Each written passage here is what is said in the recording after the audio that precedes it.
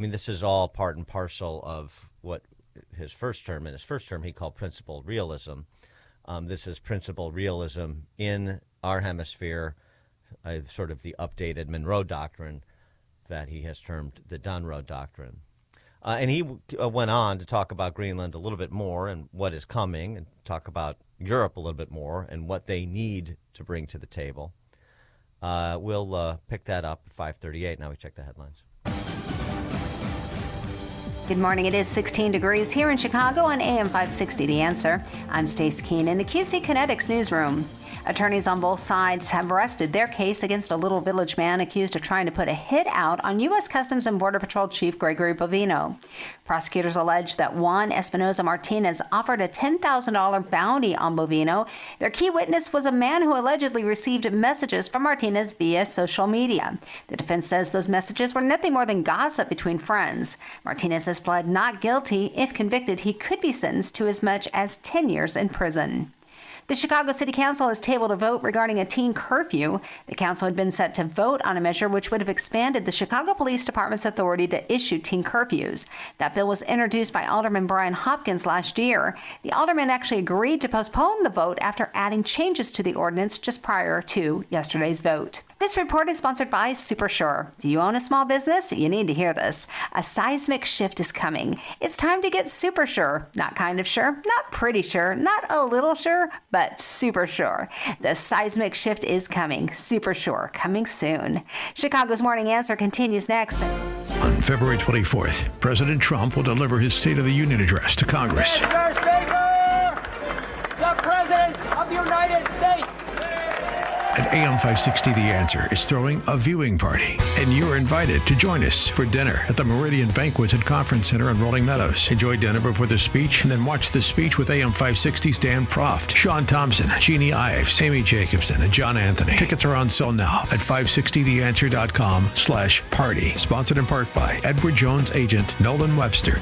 Mike Lindell has a passion to help people get the best sleep of their life. He started by creating the best pillow ever, and right now he is passing the best prices to you when you use promo code LIBERTY. They want to thank you for your continued support by passing on some Christmas specials to our listeners. Get wholesale pricing on the classic My Pillows for $17.98. Transform any mattress with a My Mattress topper and save up to $100. Get a set of Giza sheets for as low as $29.98 or the 6-pack towel set for only $39.98. To get the best specials ever, go to MyPillow.com and use promo code LIBERTY or call 800-489-0201 and use promo code LIBERTY. These offers won't last long, so call 800-489-0201 or go to MyPillow.com and use promo code LIBERTY. Rest easy remembering that MyPillow products come with a 10-year warranty. Call today, 800-489-0201, promo code LIBERTY. Are you living with dry AMD? If so, you could be on the road to geographic atrophy, or GA, a condition that leads to retinal cell death and permanent vision loss. But with Izervay, you can slow it down and get it going slower. Izervay slows GA progression by targeting a key source of retinal cell death, which may help preserve your vision longer. Izervay, or Avastin Captid Pagel, is a prescription eye injection used to treat GA. Don't take it if you have an infection or active swelling in or around your eye. Izervay can cause eye infection, retinal detachment, or increased risk of wet AMD. Izervay may temporarily increase eye pressure. Your vision may be impaired after an eye injection or exam. Don't delay. Ask your doctor about Izervay today. Izervay gets GA going slower. Visit Izervay.com. That's IZERVAY.com. Paid for by Astellas Pharma. File now with TurboTax on Intuit Credit Karma. They'll find every credit and deduction or your money back. File in the Credit Karma app. Now, your official weather forecast. Today will be breezy and colder with some sunshine, reaching a high of 23. Tonight will be mostly cloudy and breezy with a low of 12 below zero. Tomorrow, expect intervals of clouds and sunshine with a high of 3 below zero. As for Saturday, it will be mostly cloudy with a high of 10. I'm meteorologist Jason Caterina on AM 560, The Answer. Get the latest weather, traffic, and news updates online at 560theanswer.com. This hourly segment is brought to you by Destination Retirement with Robert Kuhn. Tune in Sunday mornings from 11 to 12 for Destination Retirement with Robert Kuhn, sponsored by Kuhn Capital Partners in Oak Brook. Now, from the Signature Bank Studios. Only the biggest stories, only the biggest guests, and only the biggest opinions. This is AM 560, The Answer. Top of the morning, Dan Proft here. So talking about Trump and his remarks at the World Economic Forum yesterday, where a deal was reached, a framework for a deal was reached on Greenland between the U.S. and Europe. And he's done this before, and I enjoy when he does, because, and when I say he's done this before, essentially be the skunk at a garden party. But it's a garden party full of phonies, frauds, and flim-flam men. And so he says to their face, you're a phony, you're a fraud, and you're a flim-flam man. And I appreciate it. Let's strip off the veneer here. And he did that. The substance of the framework, by the way, being reported, we don't have details yet, but it's being suggested that the U.S. would have sovereignty over key pockets of Greenlandic territory for military bases, similar to how Britain holds some land in Cyprus. And NATO confirmed that negotiations have, the negotiations and the negotiated framework has a clear objective. Russia and China will never gain a foothold in the Arctic economically or militarily. And there's commitment to that. So apparently that was good enough for Trump to, I don't want to say stand down. It was probably, as we talked about with Jed Babin and others over the last several days and weeks, and actually going back to when Greenland was first raised, the specter of purchasing Greenland first raised not long after he was inaugurated last year, that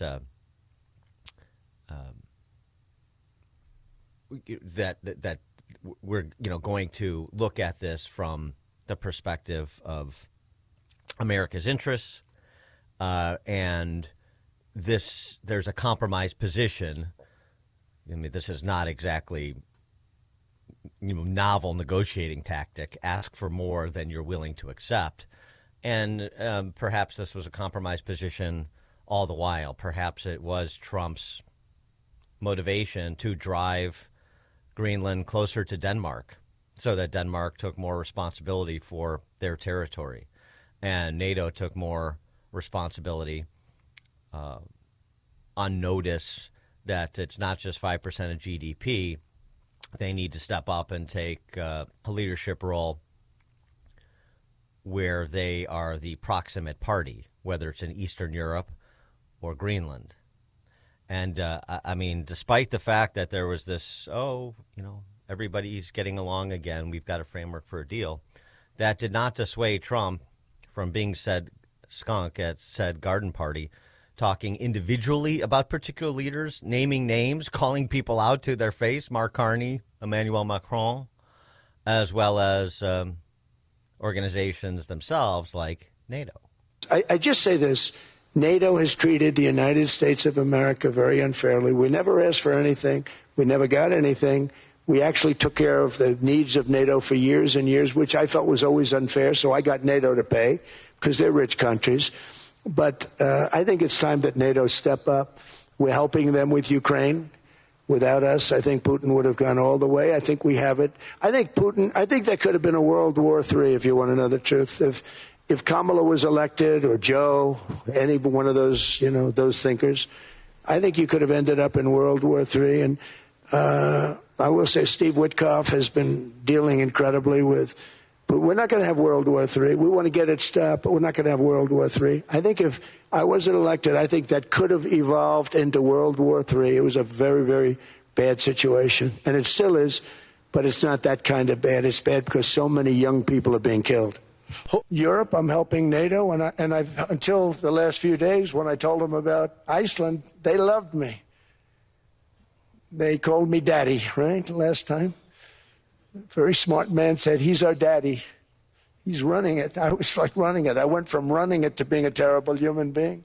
Mark Rutte, as the Secretary General of NATO, is the one who referred to him as Daddy, which was uncomfortable and obsequious, and it shows that European tough talk notwithstanding, they know where their bread is buttered. By the way, he did misstate Greenland for Iceland a couple times in the speech, too. I mean, just, point of order. We all make rhetorical mistakes. I get it. The criticism wasn't just leveled at the North Atlantic Treaty Organization. It was also Western Europe generally, and it wasn't limited to stepping up and doing their part for international peace. It was more wide-ranging than that, as you have heard from him, and they shouldn't have been surprised, when he has one-on-one meetings with heads of European states. I mean, he's said similar things when Keir Starmer has come to town. He's said similar things on national and international stages. The consequences of such destructive policies have been stark, including lower economic growth, lower standards of living, lower birth rates, more socially disruptive migration, more vulnerability to hostile foreign adversaries, and much, much smaller militaries. The United States cares greatly about the people of Europe. We really do. I mean, look, I am derived from Europe. Scotland and Germany, 100% Scotland, my mother, 100% German, my father. And we believe deeply in the bonds we share with Europe as a civilization. I want to see it do great. That's why issues like energy, trade, immigration, and economic growth must be central concerns to anyone who wants to see a strong and united West, because Europe and those countries have to do their thing. They have to get out of the culture that they've created over the last 10 years. It's horrible what they're doing to themselves. They're destroying themselves. It's beautiful, beautiful places. We want strong allies, not seriously weakened ones. We want Europe to be strong. The United States is keeping the whole world afloat. Many places. I could give you 6, 7 places just in the people in this little area. I know every one of them. They're looking down. They don't want to see me. They don't want to stare me in the eyes. But they're taking advantage of. Everybody took advantage of the United States. But I've been very fair, and I gave them a tariff, and it was fine. But I realized that without us, it's not Switzerland anymore. Without us, it's not any of the countries that are represented here. And we want to work with the countries. We want to work with them. We're not looking to destroy them. It'd be so empty without us. There's a lot of that during his remarks yesterday. And it may feel uncomfortable or come across as a bit prideful, but is he really wrong? 312-642-5600. Give us a call or text if you like. And just to the point of the phonies and the frauds here that he's calling out. I mean, we've seen Mark Carney, the PM of Canada, do a 180 on China.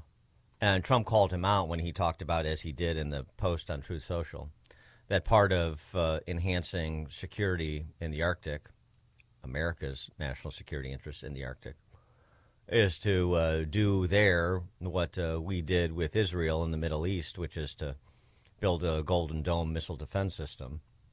For national and international security, and to keep our very energetic and dangerous potential enemies at bay, is this land on which we're going to build the greatest Golden Dome ever built. We're building a Golden Dome that's going to, just by its very nature, going to be defending Canada. Canada gets a lot of freebies from us, by the way. They should be grateful also, but they're not. I watched your Prime Minister yesterday. He wasn't so grateful. But they should be grateful to us. Canada lives because of the United States. Remember that, Mark, the next time you make your statements. And boom goes the dynamite. There it is. 312-642-5600. Give us a call or text. And to the point of exposing these people, the tough talkers, when Trump isn't around or when they're preening for their countrymen. When it comes right down to it, and the question is put to these European leaders like it was put to Finnish President Alexander Stubb, can you protect yourself? I mean, without the United States? He tried to be brave, but then had to walk it back. Within about 5 minutes on a panel discussion he was a part of. First it was to beat the chest, and then it was to, whoa, don't characterize what I said as beating my chest. Please, I don't want to upset anybody. First is a direct answer to the question of this panel, can Europe defend itself? My answer is unequivocally yes. Without the Americans? Without the Americans, I mean... How? Well, look... But you're relying on them for these key elements.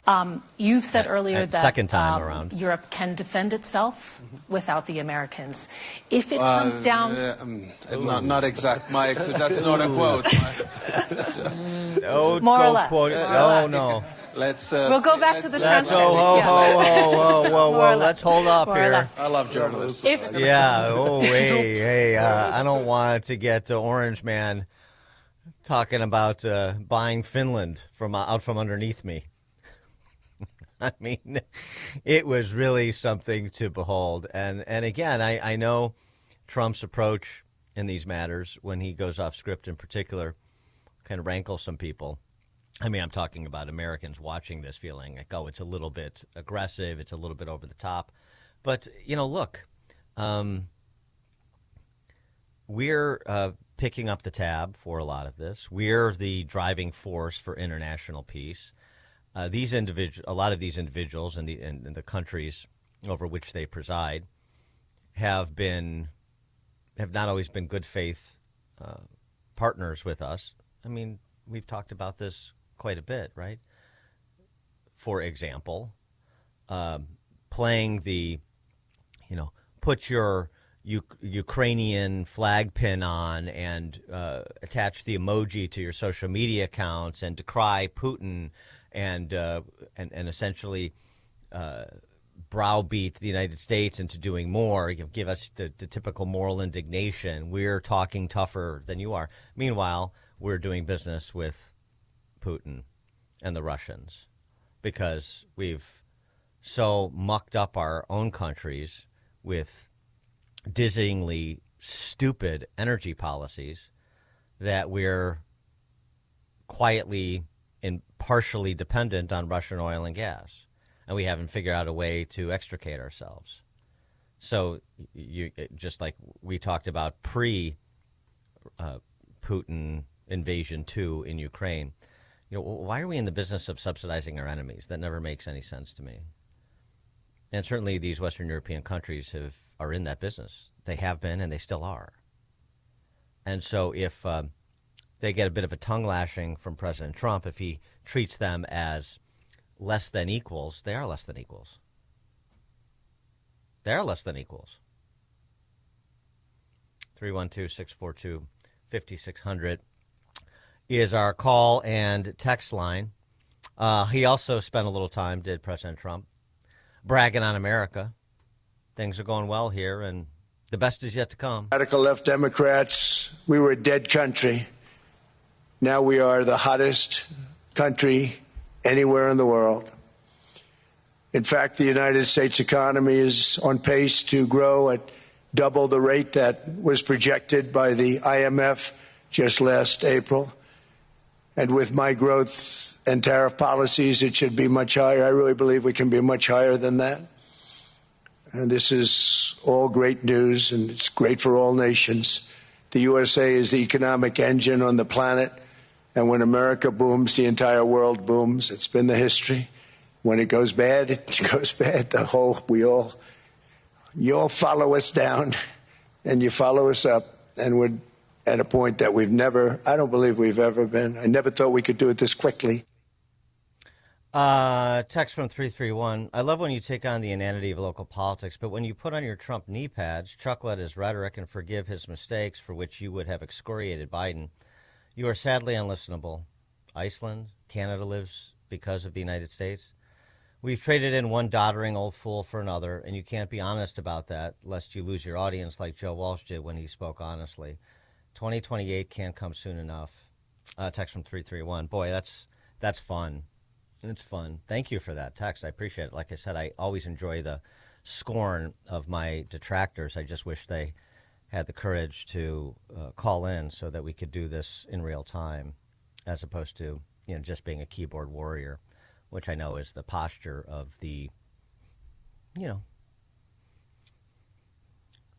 intellectually unconfident types.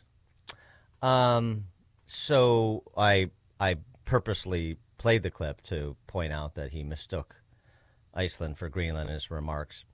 One doddering old fool. I think to compare Trump's mental acuity because he misstated Greenland for Iceland in his remarks yesterday is to compare apples to orange groves. Did you find that he was not of sound mind throughout his remarks, throughout his presidency? Are his rhetorical flourishes here, for example, the Canadian one you pointed out, anything different than we have been treated to for the last decade? Or frankly, going back several decades when he was just a real estate entrepreneur and would talk about countries like China. Trump knee pads, I mean, it's comical. This is the binary that the sophists among us get into. If you compliment Trump, it's a Trump. And this goes both ways with never Trumpers and dilettantes who project a phony sophistication, as well as with sort of blind MAGA loyalists. I'm in neither camp. I mean, I've been critical of Trump's rhetorical style. It's not my rhetorical style. I don't particularly care for it. And I often have expressed that over the last decade. And the record reflects it. I'm on the record every day, or at least Mondays through Fridays. So that's just not true. Everything Trump does is in seven-dimensional chess. And every time he does something good, even if it's not with the artistry that you like, doesn't mean it's people getting down on their knee pads to worship him. Certainly not me. I don't worship politicians. I don't fall in love with them. They'll only break your hearts. I've said that myriad times on this program, and that includes President Trump. They're our temporary representatives, not our betters. You applaud the results, and he's a results-oriented guy. And so we're focused on, as I started the show with, rhetorical artistry, often lacking, substantive accomplishments, often not. So crack the code or decide which is more important to you. I know among the never Trumpers, particularly those who consider themselves independent or even center-right, the way that he talks, the choices he makes, like in Davos yesterday, are so offensive to them because they're, buttoned down. Let's return the civility to our politics, a civility that never existed, by the way. But okay, sure. You mean the phoniness with all the smile frackers, where they tell you beautiful lies and when the cameras are on, and then stick it in your back when they're not. That's what you mean? Is that the civility of our politics? I'm so glad 331 texted in. As I said, I wish more people would even have the courage to do that. Bring it. It's fun.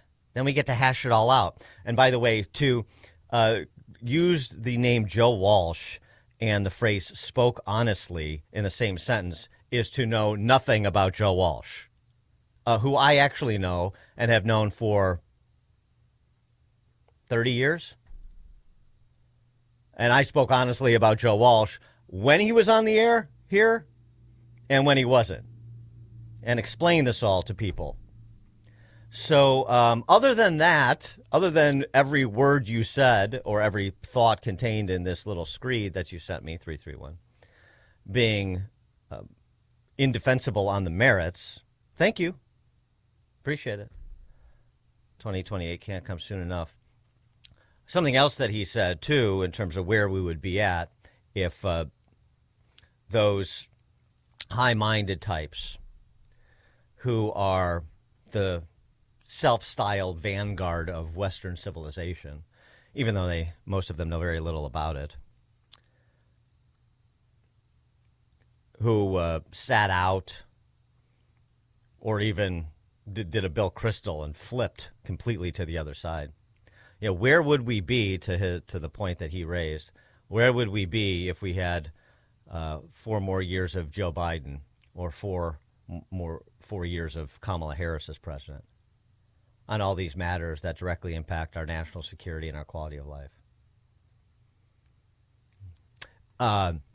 As I'm also want to say, but I'll repeat because there are people that are denser than others, you don't compare Donald Trump or any other politician to Jesus Christ. You compare that person to the alternative, because those are the choices we have to make on this mortal coil with imperfect options and imperfect people. Mary Kay, Oakbrook. Hey, yeah, we moved out of Cook County, so we got out of our... Congratulations. And now you can have the mall subsidize your property taxes. Beautiful. Well, we're in unincorporated, but at least we got out of our big tax bill and live near all the good restaurants, and it's much nicer over here. Love it. I called in during Trump 1 and said, I talked about Trump, and I think Michael Jackson said, "I'm a lover, not a fighter," in one of his songs. Oh, and wow. I don't know if I'd use that reference, but yeah. Well, maybe maybe not. But I said it because Trump, he wants to stay out of wars. He doesn't want to fight. He makes it real clear. He doesn't want the world all fighting. He doesn't want World War III. He's. I don't know. What do you think? Yeah, I thanks for the call, Mary Kay. I think that's absolutely right. I think the record is pretty clear that he's a guy interested in peace and prosperity. But because he doesn't use the King's English, because he is not deferential, because he is often lacking in humility, let's just be clear about it, that's more important to some people, the Miss Manners crowd, than the substantive results he's achieving on behalf of, we the people. And I didn't take him very seriously when he rode down that escalator. But you try and learn and go where the evidence leads. And over the last decade, the evidence has led to what I just said. Coming up at 6:06, we'll turn our attention to matters that are about national security, but more domestic, like the enforcement of federal immigration laws. Operation Catch of the Day launched in the state of Maine. And more ugliness in Mogadishu, Minnesota, of course, the professional agitators and thugs.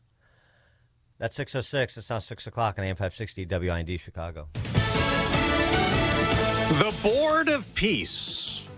I'm Dave Anthony, Fox News, who was just born this morning in Davos, Switzerland. This board has the chance to be one of the most consequential bodies ever created. President Trump is the chairman of the board, initially set up to get the Gaza ceasefire to the next phase. We're committed to ensuring Gaza is demilitarized, properly governed, and beautifully rebuilt. But the president says the board plans to expand its scope, working with the UN, though he is critical it hasn't helped him stop wars. We're going to have peace in the world, and boy, would that be a great legacy for all of us, everybody in this room. President Trump speaking alongside the first leaders to sign the board's charter from countries including Argentina, Qatar and Indonesia.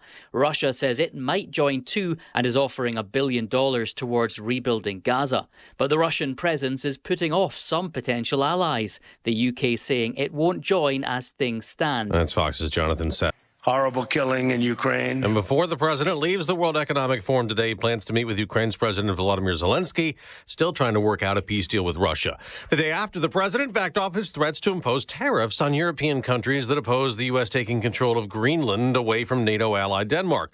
He says they have a framework of a deal. NATO leader Mark Rutte tells Fox. He's very much focused on what do we need to do to make sure that that huge Arctic region, where change is taking place at the moment, where the Chinese and Russians are more and more active, how we can protect it. A former Uvalde, Texas police officer found not guilty of child endangerment and abandonment in the 2022 school shooting. It took law enforcement 77 minutes to stop the gunman who murdered 19 students and 2 teachers. The defense argued Adrian Gonzalez was unfairly blamed for all the failures, and he said after the acquittal, "Thank you for the jury for considering all the evidence and making that verdict." America's listening to Fox News. Good morning. It is 15 degrees here in Chicago on AM 560 The Answer. I'm Stace Keene in the QC Kinetics newsroom.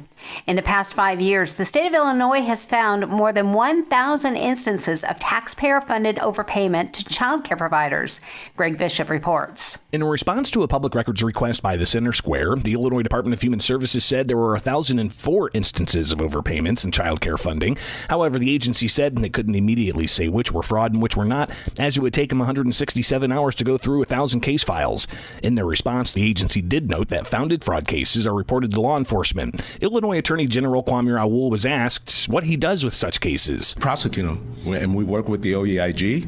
We work with Inspector General from the federal government, HHS. When a case is referred to us and we have the capacity to prosecute it, we prosecute it. An Inspector General report for 2025 showed 3 substantiated provider cases and 2 substantiated beneficiary cases, some referred to law enforcement. The Chicago City Council has passed a citywide ban on intoxicating hemp products. Mayor Brandon Johnson expressed concern that making something illegal could create a black market, but he stopped short of promising to veto the measure. The mayor said he would have conversations with aldermen to regulate hemp so children would not be intoxicated and small businesses would not be excluded. And the Chicago Teachers Union has posted a video on social media responding to a Washington Post editorial which suggested that CTU focus on teaching kids to read and write. The union's answer called the op-ed a hit piece from the paper, saying if the Post cared about education, it would advocate for the union schools to be fully funded.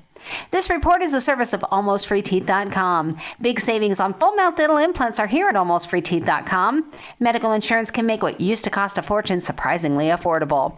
Don't wait. Take the 60-second quiz to see if you qualify at AlmostFreeTeeth.com. A check of the roads is coming up in 2 minutes on AM 560, The Answer. Alex Marlow explains his mission. We're not going to play games here. We're not just going to court clicks. We're not just going to court shares. I'm going to give you the news. The news is what you're going to get in this show, and a deep analysis from great guests. What I'm trying to do here is try to save the country as best I can for my 4 children. I'm doing this for them. I'm doing this because I believe in America. The Alex Marlow Show, weekdays at 11, right before Scott Jennings at noon on AM 560. The Answer. Sign up for the AM 560 Answer Advantage to get early alerts on event ticket sales, special discounts, and contest opportunities. Sign up today at 560theanswer.com/advantage.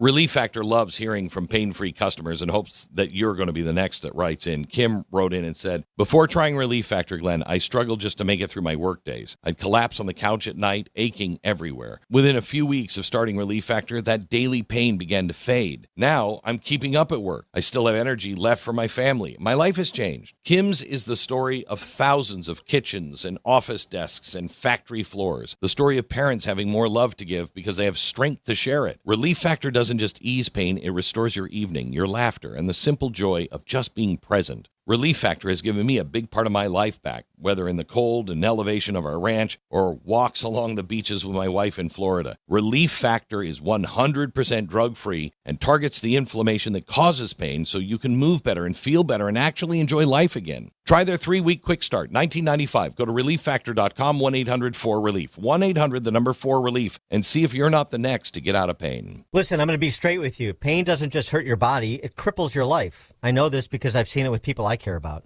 If joint pain is holding you back, start the new year by doing something different. There's a way to get real relief without surgery and without putting your life on pause. But you have to take that first step and contact my friends at QC Kinetics. They provide regenerative treatments that help your body repair the areas that are causing pain. I've talked to people who've been through this. These are real results. Achy knees, hips, shoulders, wherever it hurts, instead of facing surgery that sidelines you for months, QC Kinetics treatments happen in the office. Simple procedures that deliver big, life-changing results. January is supposed to be your clean slate month, so make it one. Stop managing the pain and start solving it. Call now to learn more and tell them Dan Proft, that's me, sent you when you do. The number 312-827-6261. That's 312-827-6261. Call QC Kinetics to start the year right. 312-827-6261. At AlmostFreeTeeth.com, they're dedicated to making smiles great again. If you have medical PPO insurance, find out how you could save 90% off on average to get a beautiful dental implant-supported smile. Check if you qualify right now at AlmostFreeTeeth.com. Taking a look at the roads from the Team Hochberg Traffic Center, I'm Sue Aller. Looking good this morning inbound on the Edens from Lake Cook to Montrose, 15 minutes. Outbound is 14. The Kennedy is light inbound from Montrose to the Byrne Interchange, 10 minutes in. Outbound is 8. The Eisenhower is about 14 minutes both ways from Wolfsville Post Office. No major delays on the Stevenson inbound from Veterans Memorial to Lakeshore, 25 minutes. Outbound is 22. It's 14 minutes inbound on the Dan Ryan from 95th to the Byrne Interchange. Outbound is 10. A little bit sluggish on the inbound express lanes from 33rd Street to the Stevenson, and sluggish on the Bishop Ford inbound between Cottage Grove Avenue and the Dan Ryan. Watch out for a crash on the north side in Bucktown on Ashland Avenue at Elston Avenue. This report is a service of the AM 560 Advantage. Membership has its privileges, including early access to event tickets, exclusive contest opportunities, and special members-only content. Join today at 560theanswer.com/join. Chicago's Morning Answer continues next, but now the latest forecast from the Air Right Heating and Cooling Weather Center. Today will be breezy and colder with some sunshine, reaching a high of 23. Tonight will be mostly cloudy and breezy with a low of 12 below zero. Tomorrow, expect intervals of clouds and sunshine with a high of 3 below zero. As for Saturday, it will be mostly cloudy with a high of 10. I'm meteorologist Jason Caterina on AM 560, The Answer.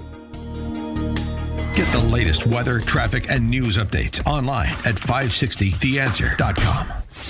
This hourly segment is brought to you by Scott Tucker Solutions and his show Retirement Decoded. Sunday mornings at 8. Learn more at scotttuckersolutions.com. Now, from the Signature Bank Studios, this is Chicago's Morning Answer with Dan Proft on AM 560. The Answer.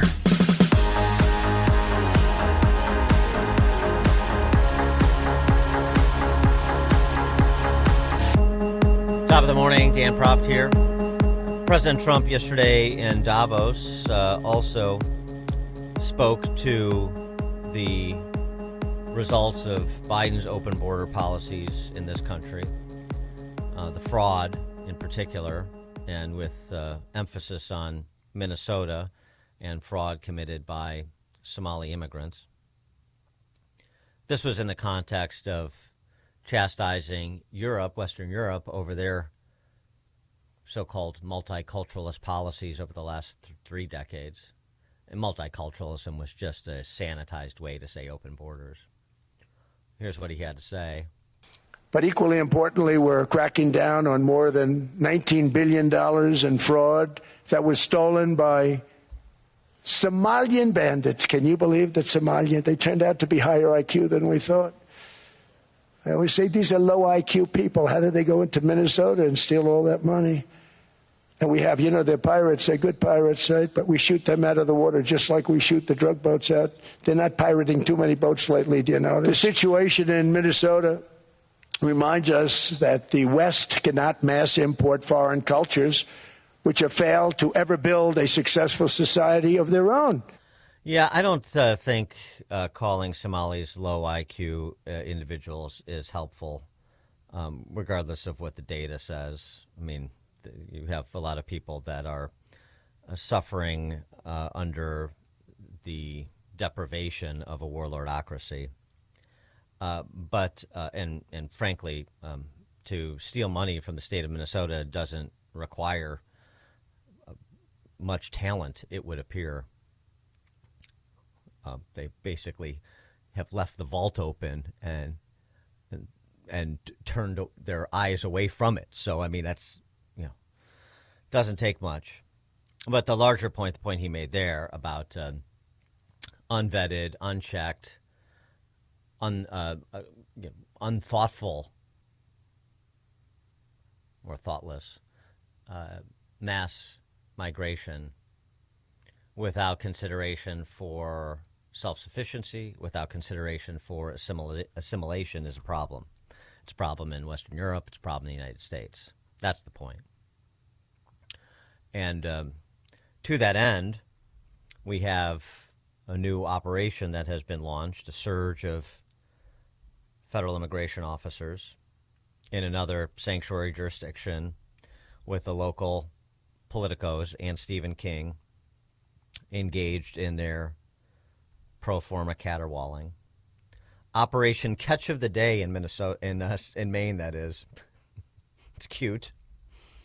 They must have hired the headline writers from the New York Post for some of these, the names of some of these operations. And it shouldn't be so. Well, why Maine? Maine, small state with big problems. And they've been documented over the last 30 days in particular, in the same way we've seen documented instances of fraud to start to get a handle on the scope of it in Minnesota. For example, this News Nation report on, here we go again, home health care businesses in Maine, some of which are very suspect. We're here in Portland, Maine. We found of the businesses that are registered in here, of the 20-something businesses, 10 of them are home health care businesses. As you can see, Prestige Home Care, Bright Star Home Care, Atlantic Community Support, 5 Stars Home Health Care, Prime Home Care, LLC. It's a trend we saw in Minnesota, one that the Minnesota House Oversight Committee on Fraud tells News Nation is a giant red flag. Large clusters of healthcare providers in one location. This building right behind me has 22 different home and community-based healthcare companies registered in the building. Inside this Portland office building, owner Ron Nevins agreed to speak with us. I think I got 10 healthcare companies, which is probably about half, maybe a little less than half of this building. Healthcare, home healthcare. I didn't even know what home healthcare was. Do you think these businesses are actually legit businesses?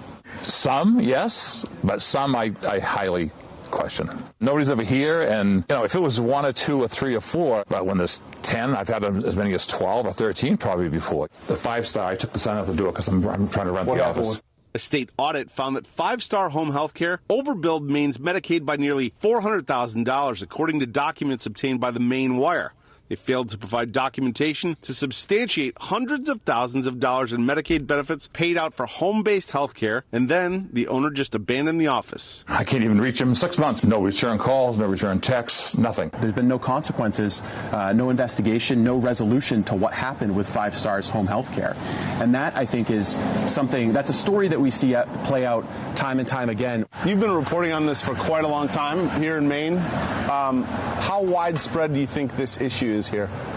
Hundreds of millions of dollars, easily. It's, you look at just where we're standing right now, there are probably a dozen home health care agencies registered right here. We can see Ladna Home Health Care down there. That's a $2 million home health care agency. You can see it's located right next to 2 money wiring services.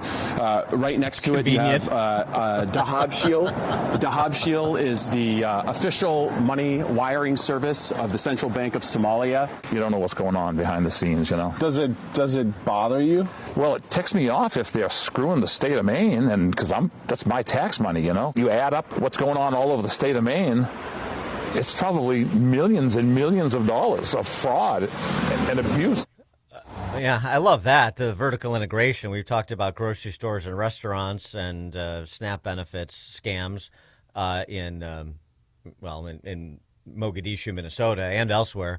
But the wire service right next to the home health care, that's nice vertical integration. Andrew Carnegie would be proud of that. 312-642-5600. That's our call in and text line if you want to chime in on these frauds. Part of this is, and by the way, I'll issue the call right here. People, well, this has to be going on in Illinois, just like there's all sorts of suspicions about the level of fraud in California and other lawless states, New York, New Jersey. Yeah, of course it is. But again, the Nick Shirleys and the citizen journalists are great to amplify the information. But the Nick Shirleys or the News Nation reports don't work without people on the ground who know what's happening coming forward, even anonymously, and providing a roadmap. So if there are state workers listening in human services, or just in general, people like that David Hoke that Nick Shirley relied on for Minnesota to be his corruption Sherpa. If there are people like that in Illinois, come forward. Talk to me. I'll protect your anonymity. If nobody else is interested, we don't have much of a press corps in Chicago and Springfield anymore. Certainly they're not interested in doing this sort of work, reporting this sort of news, because they have contacts. They're obviously the comm shop for the established political order. But, contact me or somebody else, Jeannie Ives, privately, and give us a roadmap. We'll pursue it. There have to be responsible people in state government in Illinois, just as there are those 200-some employees that wrote that anonymous call-out letter, open letter directed at Tim Walz, suggesting that the governor's office was apprised, that he knew, and everywhere people tried to go to expose this, they were either intimidated into silence or people behaved in a manner such that they were willfully blind. They didn't want to hear it. So let's fold Illinois into this conversation. The state with 500,000 people who are in this country illegally, one estimate. That's a Pew Research estimate, too, by the way, for you leftists scoring at home. So let's flesh it out. A state that spent, what Wire Points estimate, $2.5 billion of your money to support illegal immigrants that are provided sanctuary in the state, before you even get to the costs in terms of lives. So, spread the word. Let's get some people to start talking this up, or saying, go look here and go look there. See this building with 20 home health care agencies and nobody's ever there, like you just heard in that News Nation report. Don't tell me that this is not happening in Illinois. Of course it is. And we've talked about it. The 8x increase in in human services spend since Jelly Belly became governor, which I think is 4 times the overall. Maybe the state budget is increased in real dollars 4x. It's either 2x or 4x. I'm going from memory. But the spend in human services 8x. We're losing population. So as I said before when I brought this up, so what's happening? We're spending that much more on human services while we're losing population. So either your answer is we're driving more people into poverty such that they qualify for benefits, or there is massive fraud going on. And in a state that had a $5 billion unemployment insurance scam, I'm guessing it's massive fraud going on. 312-642-5600. By the way, just on Maine, we brought you these stories over the last month, but let's refresh everybody's recollection.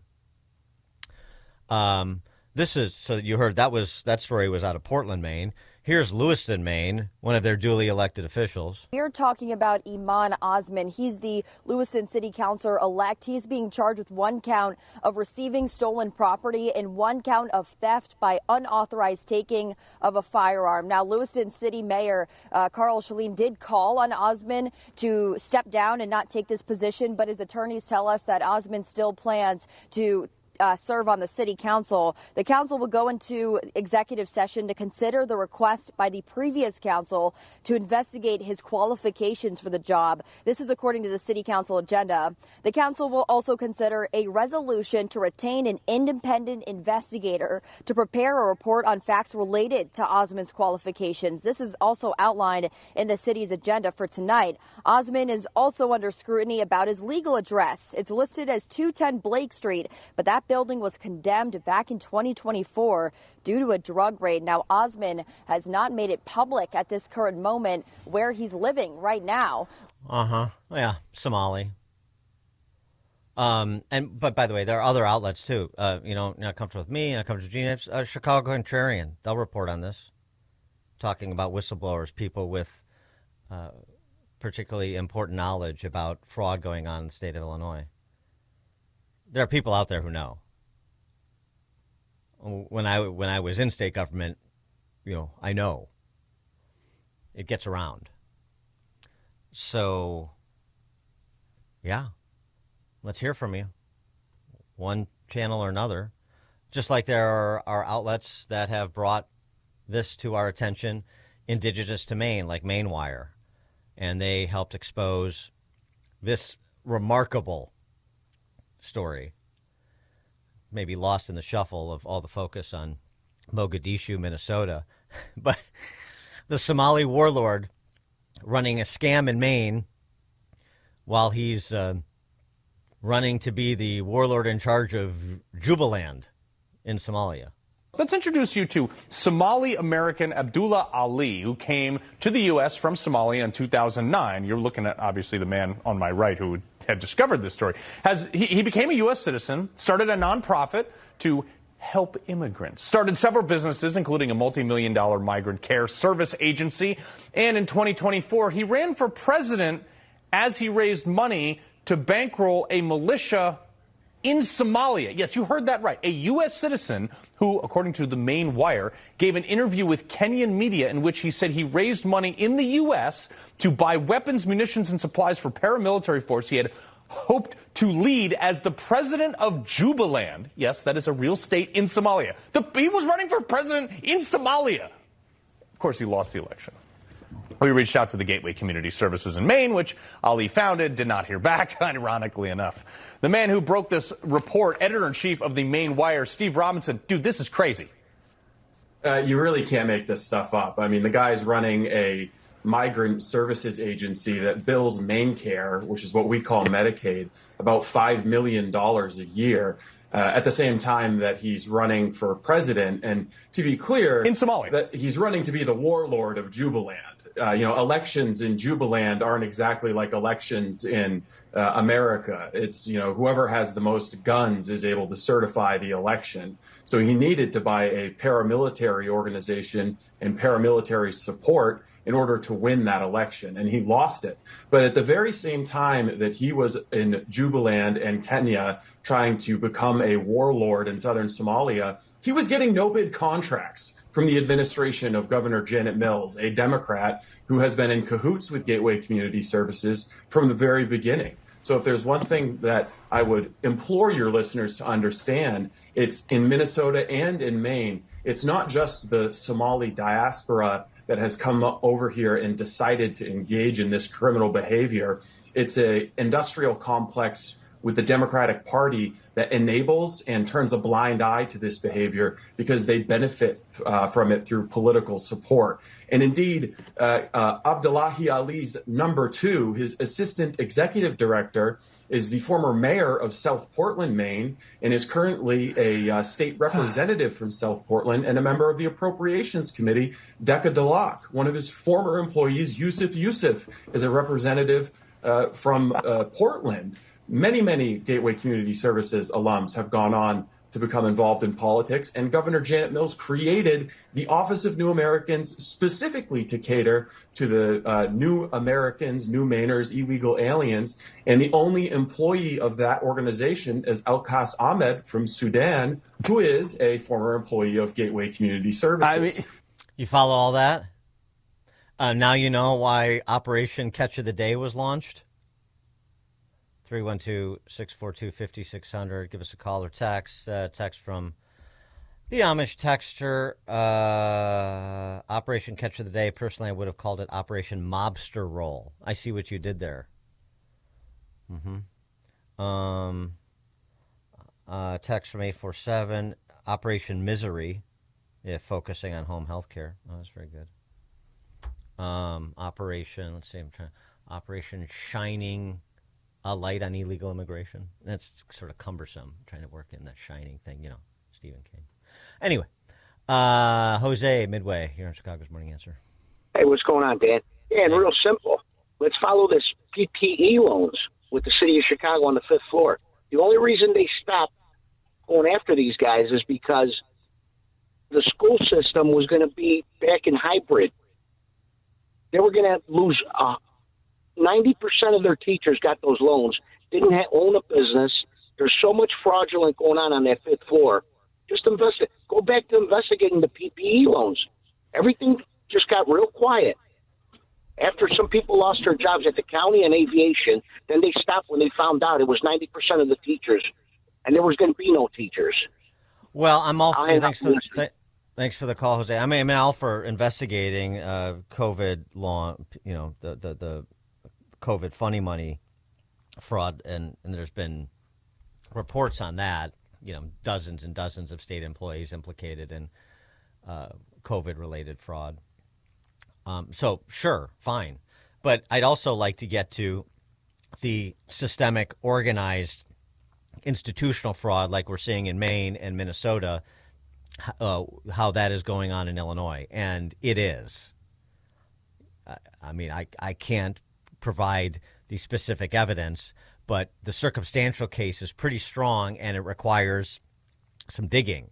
And what I'm saying is people on the inside can point us to where we should dig, and that's what we need. Nick Shirley didn't do this on his own in Minnesota. First of all, as we've mentioned many times, you get 10 years of reporting, including local news affiliates reporting on instances of these sorts of things like Nick Shirley documented. He's just the latest and greatest, and because of David Hoke, who has been investigating this for a long time, providing the guidance, perhaps the most comprehensive report. But it's not the first one. It's not the only one. And the way that it generated such attention is because he had somebody providing that guidance. If you want that sort of oversight in Illinois, you're not going to get it from your government. That seems fairly clear, doesn't it? So you have to get it from within your government, those who don't want to aid and abet the fraudsters and the kleptocrats in charge. Jeff, Roscoe Village. Roscoe. Morning, Roscoe, Dan. Roscoe, the community. Okay. And these guys they're not offended that they're called low IQ. They're rich. They're filthy rich, Dan. Filthy. They're clutching their pearls. Look how rich I am. Call me any name you want. You have a good day, Dan. Thanks for the call, Jeff. Yeah, well, yeah, right. Yes. Some, less so now, like those involved in that phony charity, the 6 dozen of whom got indicted, and more is coming. So, some have gotten away with it, but also they've just gotten away with it so far. We'll see. But that's the point. And and the great thing about what happened in Minnesota, and to some extent in Maine and other instances where you have citizen journalists, Washington State, documenting this, is then it encourages more citizen journalists to do the same. And there are a lot more people getting into the act. So we need whistleblowers on the inside, citizen journalists on the outside, because you're not going to get institutional help in these cities and states. These cities and states are cacistocratic kleptocracies, as I've said. We are governed by our intellectual lessers who are also kleptocrats. They are criminals. They are fraudsters. They're not going to turn themselves in. Tim in Plainfield. Hey, Dan. Hey, just to prove the point you just said, I'm sure you're aware of all these ridiculous bills that the Virginia state legislature is pushing through now. One just caught my attention on a podcast that they're making it illegal to verify anyone's information. Anyone who's receiving any kind of state benefits, they're making it illegal to check, to ask for any kind of verification. Sure. Yeah, of course. Right. Well, it's like when that socialist Wilson, the newly minted mayor of Seattle, was asked about these reports of fraud in the benefit system in Seattle. Well, Seattle residents committing fraud in the state benefit system. Are you going to look into this? No. Okay, great conversation. I guess we're done here. Corey in Woodlawn. Hey, thanks for taking the call, Dan. The state and the federal government have a responsibility to shut this down. And what are the Democrats doing? They're out there trying to protect this fraud. It makes me sick to my stomach. And these people, they're not businessmen. They came into these neighborhoods and started non-for-profit. I'm starting to think every non-for-profit is a criminal entity. It doesn't make much sense. I mean, it just makes my mind boggle what's going on in these neighborhoods. Well, it does, Corey, which is why it's got to be rooted out. I mean, this may be an issue that will end, at least, at minimum, end some political careers that looked like they were going to go on for a while, like, say, Tim Walz, preventing him from running for the third term that he wanted.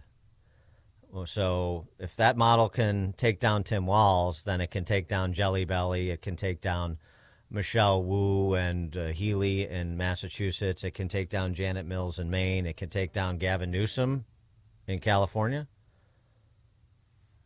and so on and so forth. Katie Wilson in Seattle, Zohran Mamdani in New York, and Hochul too. I don't know. But it ended Walz's political career, which is not an inconsequential thing, even though he's an inconsequential person. That's why I say again, spread the word. If you know somebody who knows something, nobody's asking to risk your job or go public or anything like that. If you want to, great. But there are avenues to get information out, people that are interested in pursuing the information and putting together the story. And, it's your duty, frankly, morally, as a resident of this state, as a citizen of this country, to take an easy avenue to try to root out fraud if you can. Coming up at 6:36, we'll fold in Rich Lowry from National Review on this conversation. Now we check the headlines. Good morning. It is 16 degrees here in Chicago on AM 560 The Answer. I'm Stace Keene in the QC Kinetics newsroom.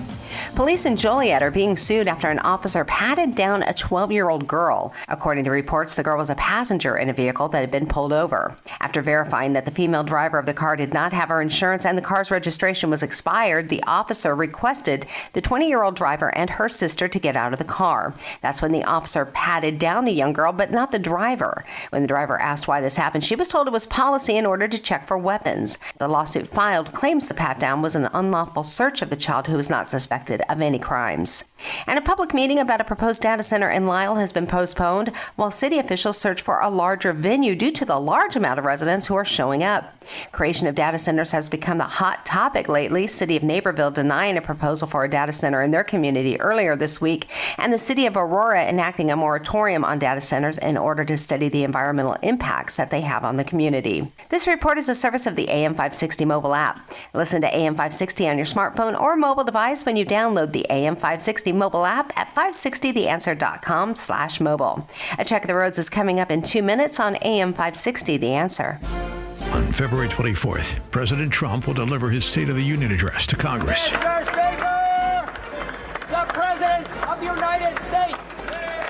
And AM 560 The Answer is throwing a viewing party, and you're invited to join us for dinner at the Meridian Banquets and Conference Center in Rolling Meadows. Enjoy dinner before the speech, and then watch the speech with AM 560's Dan Proft, Sean Thompson, Jeannie Ives, Amy Jacobson, and John Anthony. Tickets are on sale now at 560theanswer.com/party. Sponsored in part by Stephen A. Leahy with Opum Tax Advocates. Gain insight into building strong marriages and raising godly children with Focus on the Family with Jim Daly each weekday at 11:30 a.m. on our sister station, AM 1160. Hope for your life.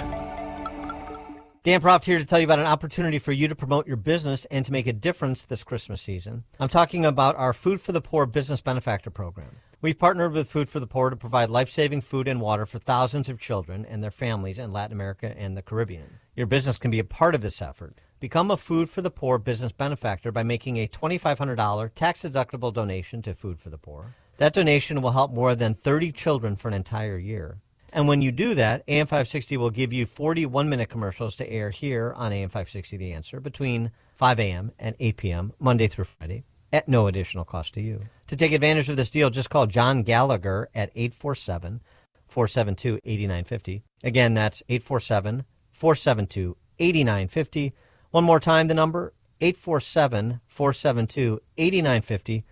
Or go to 560theanswer.com/foodforthepoor. That website again, 560theanswer.com/foodforthepoor.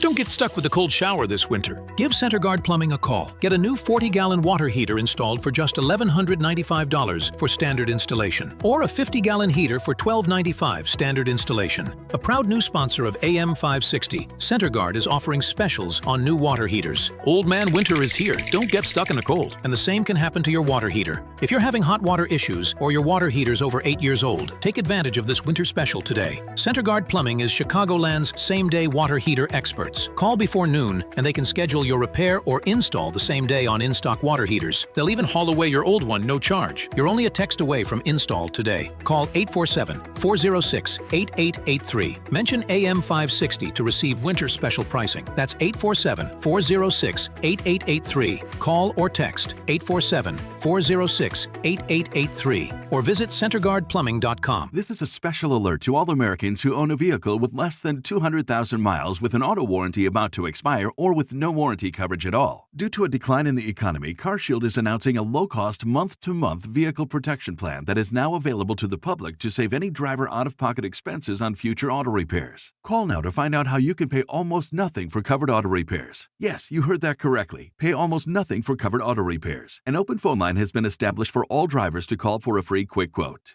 Call 800-330-8323 now. Drivers who are covered will not have to pay for covered repairs again. This protection plan is at an all-time low. Additionally, drivers who activate this vehicle protection today will also receive free roadside assistance, free towing, and car rental options at no additional cost. Call us for your free quick quote today. 800-330-8323. That's 800-330-8323. What do you have to lose? Call 800-330-8323. Again, 800-330-8323. File with TurboTax on Intuit Credit Karma. They help you get your biggest refund, and then they help you do more with it. Start filing today in the Credit Karma app. Taking a look at the roads from the Team Hochberg Traffic Center, I'm Sue Aller. You're in great shape out there on the Edens. No problems from Lake Cook to Montrose, 15 minutes both ways. The Kennedy is 8 minutes in both directions from Montrose to the Burn Interchange, and it's smooth sailing on the Eisenhower, 14 minutes both ways from Wolf to the Old Post Office. The Stevenson, that looks good also, 24 minutes inbound from Veterans Memorial to Lakeshore. Outbound is 22. No major delays on the Dan Ryan, 15 minutes inbound from 95th to the Burn Interchange. Outbound is 10, a little bit sluggish on the inbound express lanes between Pershing Avenue and the Stevenson, and a little bit slow on the Bishop Ford inbound between 103rd Street and the Dan Ryan. It's time to take care of you. Who better to help you than the top voices in well-being on Audible? Kickstart your well-being journey with your first audiobook free when you sign up for a 30-day trial at audible.com/wellbeing. Chicago's Morning Answer continues next, but now the latest forecast from the Air Right Heating and Cooling Weather Center. Today, expect breezy conditions as colder air moves in, but some sunshine will peek through the clouds. The high will reach 23. Tonight will be mostly cloudy and breezy with temperatures dropping to 12 below zero. Tomorrow, anticipate a mix of clouds and sunshine with a high of 3 below zero. I'm meteorologist Jason Caterina on AM 560, The Answer. Get the latest weather, traffic, and news updates online at 560theanswer.com. Now, from the Signature Bank Studios.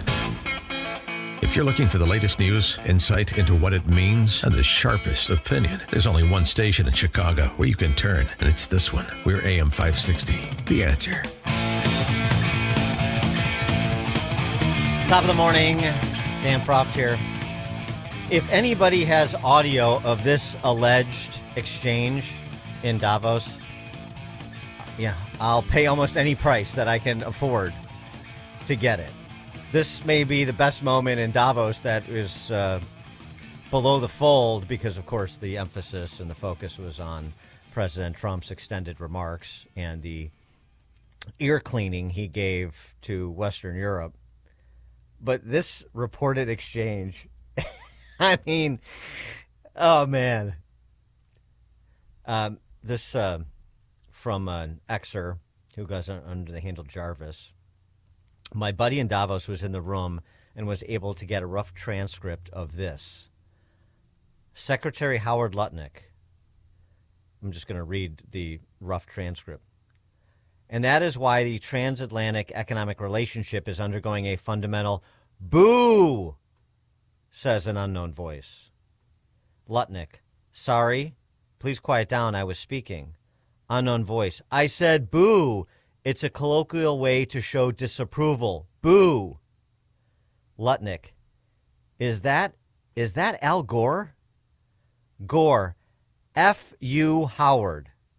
Lutnick, Al, come on, you're embarrassing yourself. Gore, F you. Lutnick, looking at the crowd, who gave the former vice president a second glass of Chardonnay? And everybody laughed. I mean, please tell me that's real and that's not AI generated or, a creative writer on the ground in Davos whiling away his time coming up with, imaginary confrontations. Oh, that's good stuff. Now, he wasn't the only one dropping the F-bombs. I mean, Al Gore allegedly did it explicitly, but Trump did it without using profanity. To raise living standards for our citizens to levels never seen before, and perhaps how you too and the places where you come from can do much better by following what we're doing, because certain places in Europe are not even recognizable, frankly, anymore. They're not recognizable. And we can argue about it, but there's no argument. Friends come back from different places. I don't want to insult anybody and say I don't recognize it. And that's not in a positive way. That's in a very negative way. And I love Europe, and I want to see Europe go good. But it's not heading in the right direction. In recent decades, it became conventional wisdom in Washington and European capitals that the only way to grow a modern Western economy was through ever-increasing government spending, unchecked mass migration, and endless foreign imports. The consensus was that so-called dirty jobs and heavy industry should be sent elsewhere, that affordable energy should be replaced by the Green New Scam, and that countries could be propped up by importing new and entirely different populations from faraway lands. This was the path that Sleepy Joe Biden administration and many other Western governments very foolishly followed, turning their backs on everything that makes nations rich and powerful and strong. And that was just one extended cut of Trump chopping down Western European leaders, a couple of whom he called out by name, Mark Carney, Canada, Emmanuel Macron, and his tough guy routine with the sunglasses. I mean, woo-wee. Rich Lowry is the editor of National Review. He's also the author of The Case for Nationalism, How It Made Us Powerful, United, and Free. Rich, thanks for joining us again. Appreciate it. Hey, so I heard it's going down to -12 there. Isn't that when the MAGA activists come out and start beating up people at 2 in the morning? Exactly. I would, thank you. I would encourage people to stay away from Subway franchises. Yes, very good. Good memory. It's going to be sorry about the Bears. Sorry about the Bears, by the way. Yeah, that was a tough one. Yeah, it was a hell of a game, and people are very optimistic about the Ben Johnson, Caleb Williams partnership for the years to come. Well, I'm a baseball fan, so that was a little like tying the game with two strikes and 2 outs in the ninth and losing in extra innings. So it was deflating, but the future looks bright. Yeah. If in addition, by the way, to the Osundario brothers and the tragedy that befell Jussie Smollett, which you referenced. Thanks for that. Yeah. It's going to be so cold here that reportedly trees may be exploding. Wow. I don't know. All right. I don't know the physics of that, but yes. Yeah, I didn't know that was a thing. So if you're I do like the videos of people, they'll take the boiling water when it gets cold like that and throw it in the air and it instantly freezes. Yeah. Yes. The way we while away our time here. Yeah, exactly. What else do you do in Chicago? So can you please confirm the authenticity of the exchange between Lutnick and Al Gore? I'm totally with you. It would be a terrible loss to history if someone didn't record this thing. Those are the kind of fireworks you get in Davos, which makes it so much fun to be there. Yeah. Yeah, exactly. So Al Gore gone from vice president and an inch away from the presidency to heckler at Davos, maybe drunken heckler at Davos, according to Lutnick, is quite the descent. Yeah, and a wine drunk at that too. Exactly. Chardonnay. Boy. So your reviews of Trump's review of NATO and Europe, even amidst getting the framework of a deal done so we could avoid World War III, at least that's what Claire McCaskill was worried about. Yeah, I would say a couple things. I mean, he's absolutely right about how feckless Europe is. Europe is, my former employer, Charles Krauthammer, used to say decline is a choice in the Obama years when we were worried about U.S. decline. Europe made that choice a long time ago, and there's very little chance, it seems, that they're going to stop the descent. But I think it's good to warn them. I'm not sure whether I'd do it as President of the United States so frontally. And then the Greenland thing, I just think it seems to me, we'll see what the deal is, that you could have gotten all of this, bases, mineral rights, behind closed doors in an amicable way. And I just fear.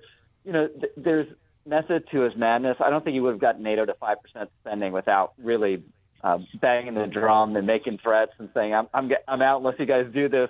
But on this one, I think he could have gotten it in an easier way. And I just fear that we're going a little too far down the path of constantly alienating our allies and yanking their chains. So, look, I'd want all of Greenland if we can get it. The deal sounds fantastic as far as I'm concerned, but I think maybe it could have gone about it a different way. Yeah, I mean, this, the interesting thing about it, of course, is that, what was the compromise in his head that he was already willing to accept, and perhaps it's, if the reporting is accurate, sovereignty over military bases in Greenland, the way that Britain holds land in some land in Cyprus, but the other thing too is maybe he and I don't want to sort of just imagine scenarios, but I mean, this is plausible, and he's not the only strategic thinker in the administration. Maybe he did want to drive Greenland to a closer alliance with Denmark and Western Europe to get their dander up, to be more attentive to, well, Denmark in particular, to their territory, and NATO more attentive to holding up their end of the bargain here when it comes to national security or international security in the West, international peace, and keeping Russia and China out of the Western Hemisphere, which is also reportedly the commitment that was made as the singular objective here. Yeah, it may be. Look, oftentimes, right, he asks for a 10, aiming to get a 6, and he gets the 6. But here, I think, in my view, look, I'm not in his private meetings, he probably could have gotten a 5 without setting everyone's hair on fire. And I don't know what the delta, how important that delta is between 5 and 6. It's probably sovereignty of bases. If he just asked for sovereignty of bases, probably wouldn't have gotten it. But we had 17, the war or whatever it is, and then we went down to 1. So I think it's unlikely that if we just asked, hey, we want to go back up to 17, they would have said no. Anyway, so I just don't like setting everyone's hair on fire unnecessarily, constantly. Like every now and then, but not constantly. Yeah, I mean, I could say, there's two sides. There's two ways to look at this, right? Like Mark Carney doing a 180 on Canada's relationship with China. You say, well, look, this is why Trump is talking about Greenland, is because you have feckless politicians like Mark Carney who are saying one thing when they're campaigning for PM and then doing another when they become PM. And the flip side of that argument is to say, well, if there was a better relationship between the U.S. and Canada and less saber rattling and exchanging of tariff barriers, increasing of tariff barriers, then maybe Mark Carney wouldn't be feeling the need to, bring China into his orbit. Yeah, so that's the one that I think that alienating Canada was totally unnecessary. Carney wouldn't have won the election if Trump didn't talk about annexing Canada. And it was different than Greenland because we want Greenland, and it's possible to at least get more of Greenland or maybe eventually have Greenland. But we're not going to annex Canada, so don't talk about it. We talked about it. This idiot gets elected, and now he's gone off and cut this deal with China, which is very bad because we're trying to force China out of the hemisphere, and then we have the guy to our north bringing them into the hemisphere. So I think that one has been totally counterproductive, unfortunately. Yeah, I tend to agree with you there. Starting with, losing the opportunity to have a real free marketeer in Polyev in Canada, the way we have Malay in South America. And boy, now you've got, now you're cooking with fire, and instead we missed that opportunity. The handling since Trump's big press briefing this week and his compendium of accomplishments that he was detailing, do we need to see more of that in terms of him holding up mugshots of all the people that are being apprehended by ICE in Mogadishu, Minnesota, and Chicago and elsewhere? Do we need to see more of that? And do you have any criticisms the way that we were hearing from the likes of Karl Rove, who just looks at polling, with how ICE is carrying out its operations, how the administration is directing ICE to carry out its operations? Should there be a pullback, or is this just the messiness that sanctuary jurisdictions and the politicos there have imposed on their own constituents? So I think what ICE is doing is totally legitimate. It's totally lawful. It's mandated by the law, which is the crazy thing. If you're an illegal immigrant, you're supposed to be detained until you go through your proceedings. And this is all, we doubled down on all this in the Lake and Riley Act, which passed Congress and signed into law.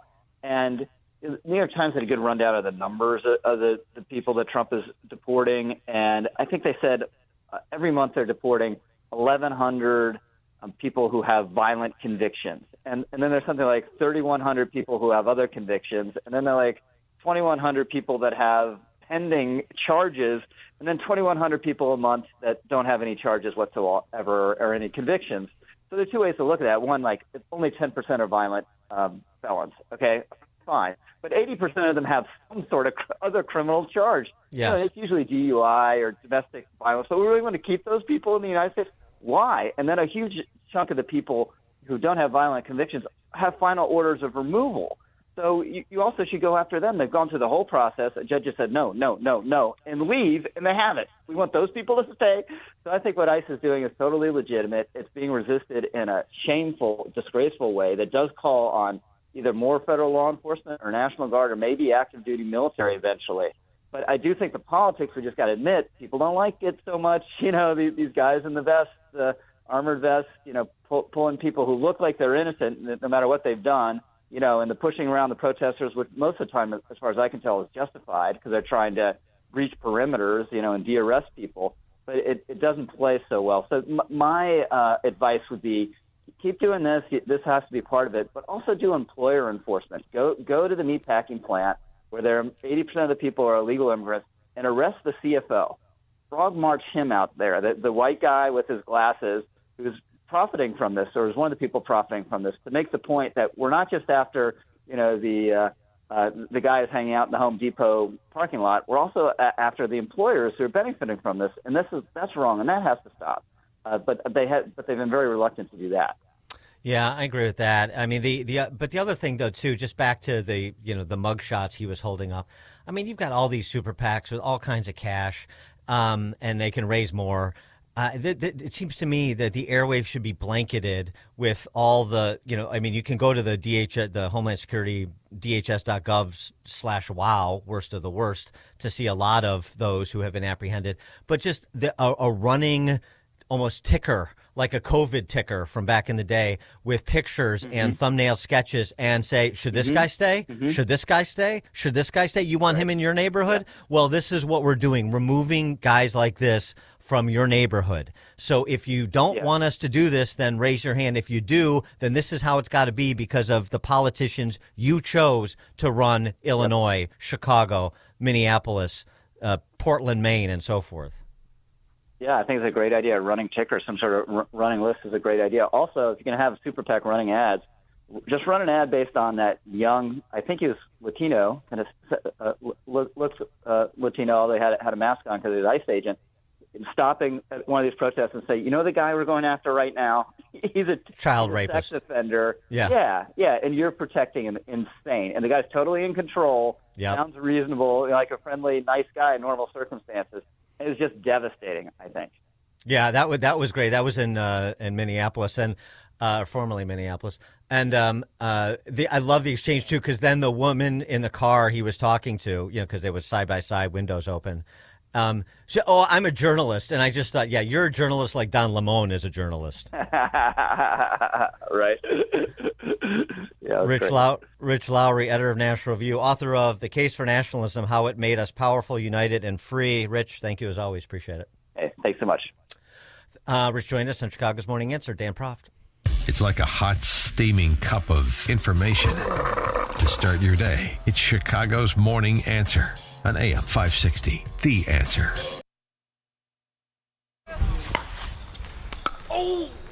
If you're over 65 and struggling with knee pain, Joint Relief Institute offers a guaranteed way to treat it. It's non-surgical and often covered by Medicare and private insurance. It's JRI's Joint Arthritis Treatment, knee lubrication placement that's so accurate, it's 100% guaranteed and can relieve your knee and shoulder pain in 10 minutes or less. Book your risk-free consultation today and get back to walking, golfing, pickleball to cycling without pain or medication. Call 708-315-6800. Meet the provider, get an x-ray and joint consultation. Why wait? JRI has treated over 30,000 Chicagoans and performed over 400,000 procedures. You could be next. Over 5,000 five-star Google reviews can't be wrong. Stop living in pain. Call the Joint Relief Institute today, 708-315-6800, or visit jointreliefinstitute.com. Locations in Glenview, Oak Brook, and Orland Park. That's 708-315-6800 for the Joint Relief Institute. Medicare and most private insurance plans accepted. Hey, I'm Mike Slater. My dad passed away at the age of 63. It's out of nowhere. Had a stroke. Super hard, obviously, for the whole family, but my dad had life insurance. This is why I have life insurance for my family, for my wife and 4 kids. And the best place to get life insurance is ethos.com because you can do it in 10 minutes. And there's no medical exam and no blood test, just a few health questions. Get life insurance in 10 minutes so your family is protected. Ethos, ETHOS, ethos.com/Mike. Dan Proft here to tell you about an opportunity for you to promote your business and to make a difference this Christmas season. I'm talking about our Food for the Poor Business Benefactor Program. We've partnered with Food for the Poor to provide life-saving food and water for thousands of children and their families in Latin America and the Caribbean. Your business can be a part of this effort. Become a Food for the Poor business benefactor by making a $2,500 tax-deductible donation to Food for the Poor. That donation will help more than 30 children for an entire year. And when you do that, AM 560 will give you 40 one-minute commercials to air here on AM 560 The Answer between 5 a.m. and 8 p.m. Monday through Friday at no additional cost to you. To take advantage of this deal, just call John Gallagher at 847-472-8950. Again, that's 847-472-8950. One more time, the number, 847-472-8950. Or go to 560theanswer.com/food for the poor. That website again, 560theanswer.com/food for the poor. If stairs in your home are becoming difficult, there's a practical solution, and it doesn't have to come with pushy salespeople. Access provides dependable stair lifts designed to help you stay safely in the home you love. No gimmicks, no overselling, just honest guidance, quality equipment, and professional local installation. We'll explain your options, work within your budget, and let you decide what's right at your pace. For a straightforward, no-pressure, free in-home consultation, call 630-616-6249 or visit allaboutaccess.com. On February 24th, President Trump will deliver his State of the Union address to Congress. And AM 560 The Answer is throwing a viewing party. Tickets are on sale now at 560theanswer.com/party. News, opinion, insight. This is AM 560, The Answer. WIND, Chicago. Streaming at 560theanswer.com on the AM 560 mobile app, or tell your smart speaker to play The Answer Chicago. He's not just president, he's also chairman of the board. I'm Dave Anthony, Fox News, the Board of Peace. Very unique for the world. It's for the world. This isn't United States. This is for the world. President Trump at the charter signing this morning in Davos, Switzerland, creating the Board of Peace, initially set up to move and implement peace in Gaza, rebuilding it after disarming Hamas. And we can do other things. We can do numerous other things. Once this board is completely formed, we can do pretty much whatever we want to do. And we'll do it in conjunction with the United Nations. Though he says the UN hasn't lived up to its potential. Some allies are not on the board amid concern it may try to undermine the UN. The president also, again, took credit for this. We've settled 8 wars, and I believe another one's coming pretty soon. You know what that is? Referring to Ukraine, and before leaving the World Economic Forum today, the president is now meeting with President Volodymyr Zelensky, while Special Envoy Steve Witkoff heads to Russia today for more peace talks there. As for Greenland, President Trump backed off his threat to impose tariffs on European countries opposing a U.S. takeover of Denmark's territory, Greenland.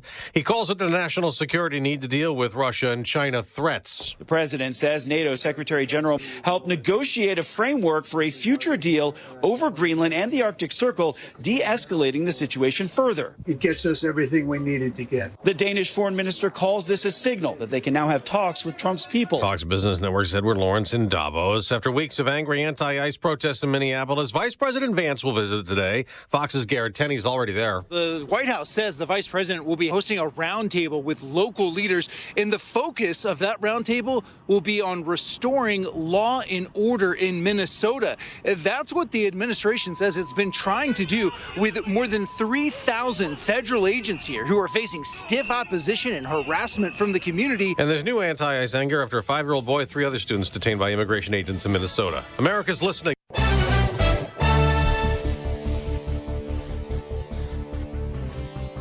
Good morning. It is a chilly 16 degrees here in Chicago on AM 560 The Answer. I'm Stace Keene in the QC Kinetics newsroom. State House Republicans say it's time for Illinois Democrats to focus on growing the tax base instead of raising taxes.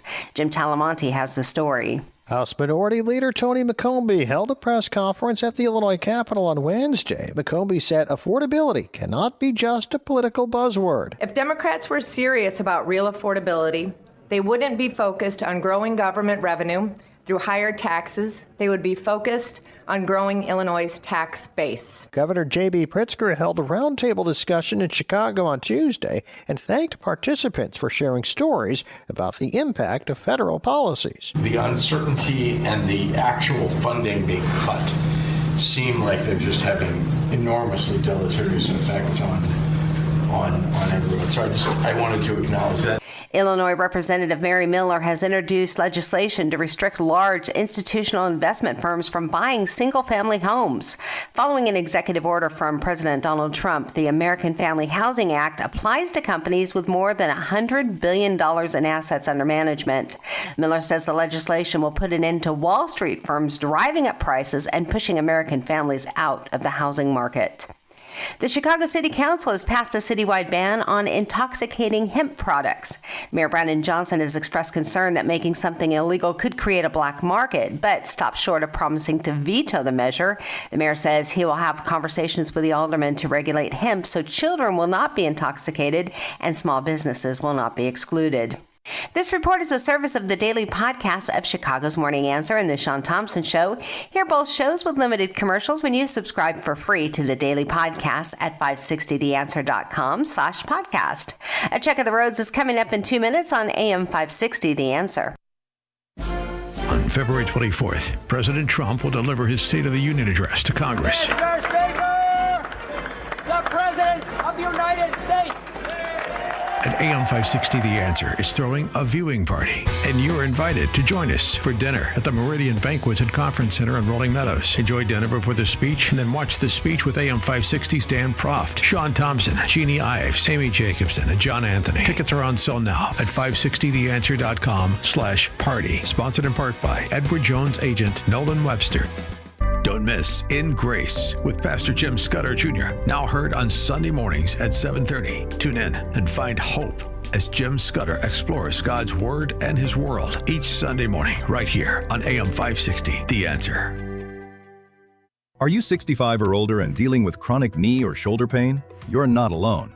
At the Joint Relief Institute, we've helped thousands find real relief without surgery. Our non-surgical, FDA-approved treatment uses hyaluronic gel that acts like a cushion between the bones in your knee. As we age, the cushion naturally wears down, causing painful grinding and popping. But our gel restores that cushion, allowing your knee to move smoothly again. Ready to stop the pain and get back to doing what you love? Call the Joint Relief Institute at 708-315-6800. Again, that's 708-315-6800. Move better, live better with JRI.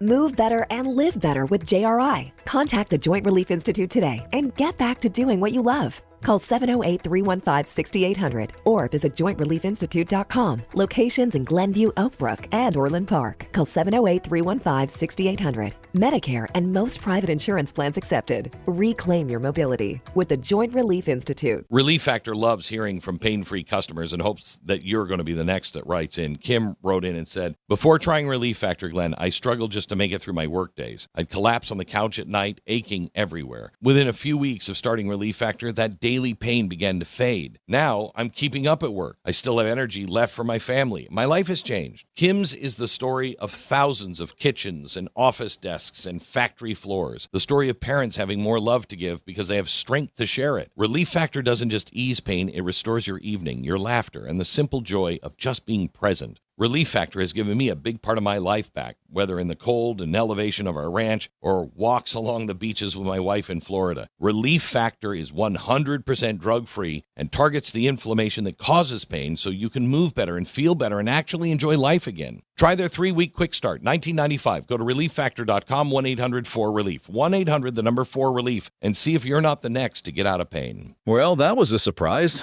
The HVAC tech just said our furnace apparently has a cracked heat exchanger, and it'll cost thousands. Oh, you're kidding. He barely looked at it. Now he's pushing a huge repair? What should we do? I don't really trust them. We need a second opinion. My brother Mark recommended Air Right Heating and Cooling. I looked them up, and they seem legit. Great Google reviews. I'm sure they'd give us an honest assessment. He liked that they checked their carbon monoxide readings so he knows the air they're breathing is safe. And I guess it also gave a sense of how much life was left in their furnace. I'd love that peace of mind. Plus, why spend a fortune on something we might not even need? Get a second opinion from Air Right Heating and Cooling. Tell them AM 560 sent you and get $56 off any service. Visit Air Right Heating and Cooling right now at AIR-RITE.com. Again, that's AIR-RITE.com. Air Right Heating and Cooling. Doing it right since 1959.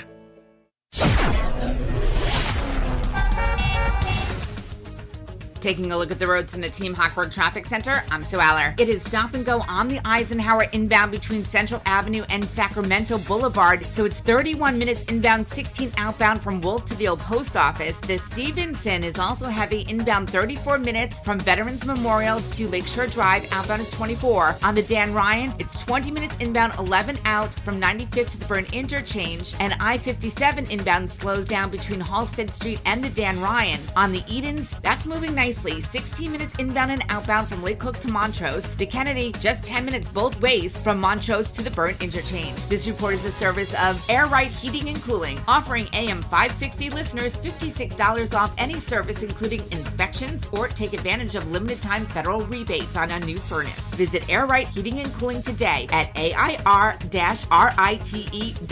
Again, that's AIR-RITE.com.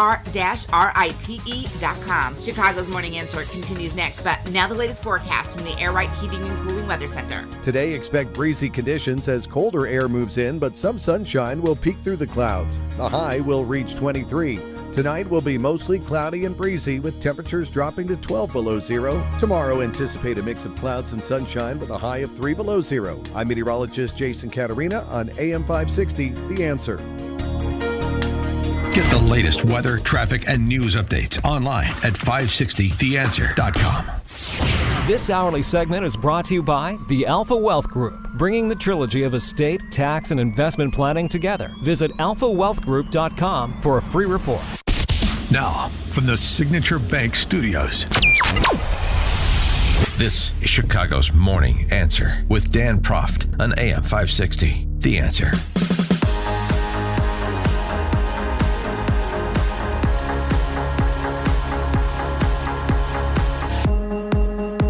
Top of the morning, Dan Proft here. And just a quick point of order per our conversation the last hour with Rich Lowry, as well as review of Operation Catch of the Day going on in Maine and the basis for it.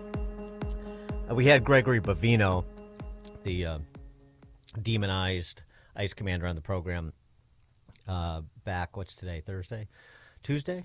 And I posted the interview that we did with Bavino on X, at Dan Proft is my X handle, if you want to listen to it, because we really got into it in terms of depth with respect to what transpired during Operation Midway Blitz, including the 2 ICE-involved shootings, the caricatures of him and ICE officers by BJ and JB, as well as the assertions made by the Abolish ICE, Open Borders crowd versus the reality of ICE operations. So it's pretty good drill down we got from Bavino. So I wanted to direct people's attention to that. Returning to Davos, President Trump wasn't the only person there with some important things to say.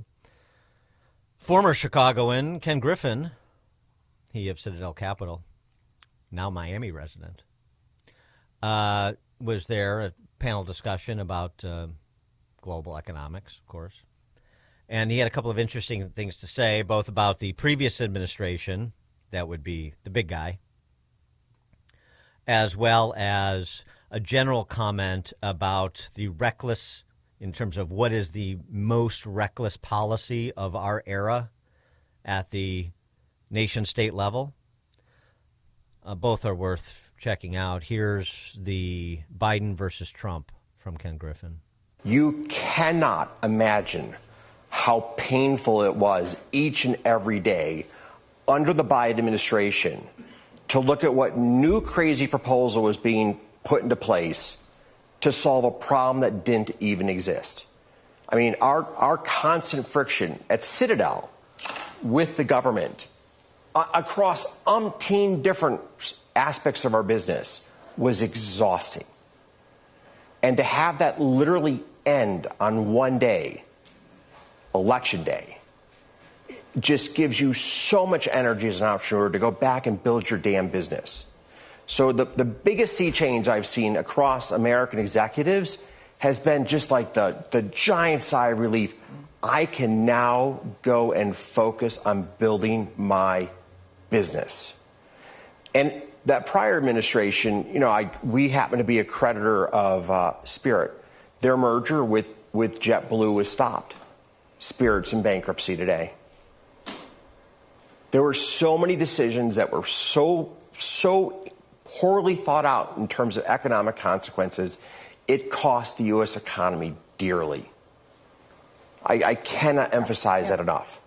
And so the Trump administration is making slow progress on deregulation thus far, but the end of the regulatory onslaught has been just an extraordinary boom for American business. Getting government out of the way, that in itself is a sea change. Very interesting comments from Griffin. His now more general comment about the Western world and the recklessness of our age. The area of recklessness is the spending of governments around the world, who are all, with little exception, all spending well beyond their means. That's the recklessness of this moment in history. This is not a parallel to the 1920s in terms of the recklessness of the private capital markets. It's a story of the recklessness of government spending. Within the private sector, there's a huge question as to where AI will take us.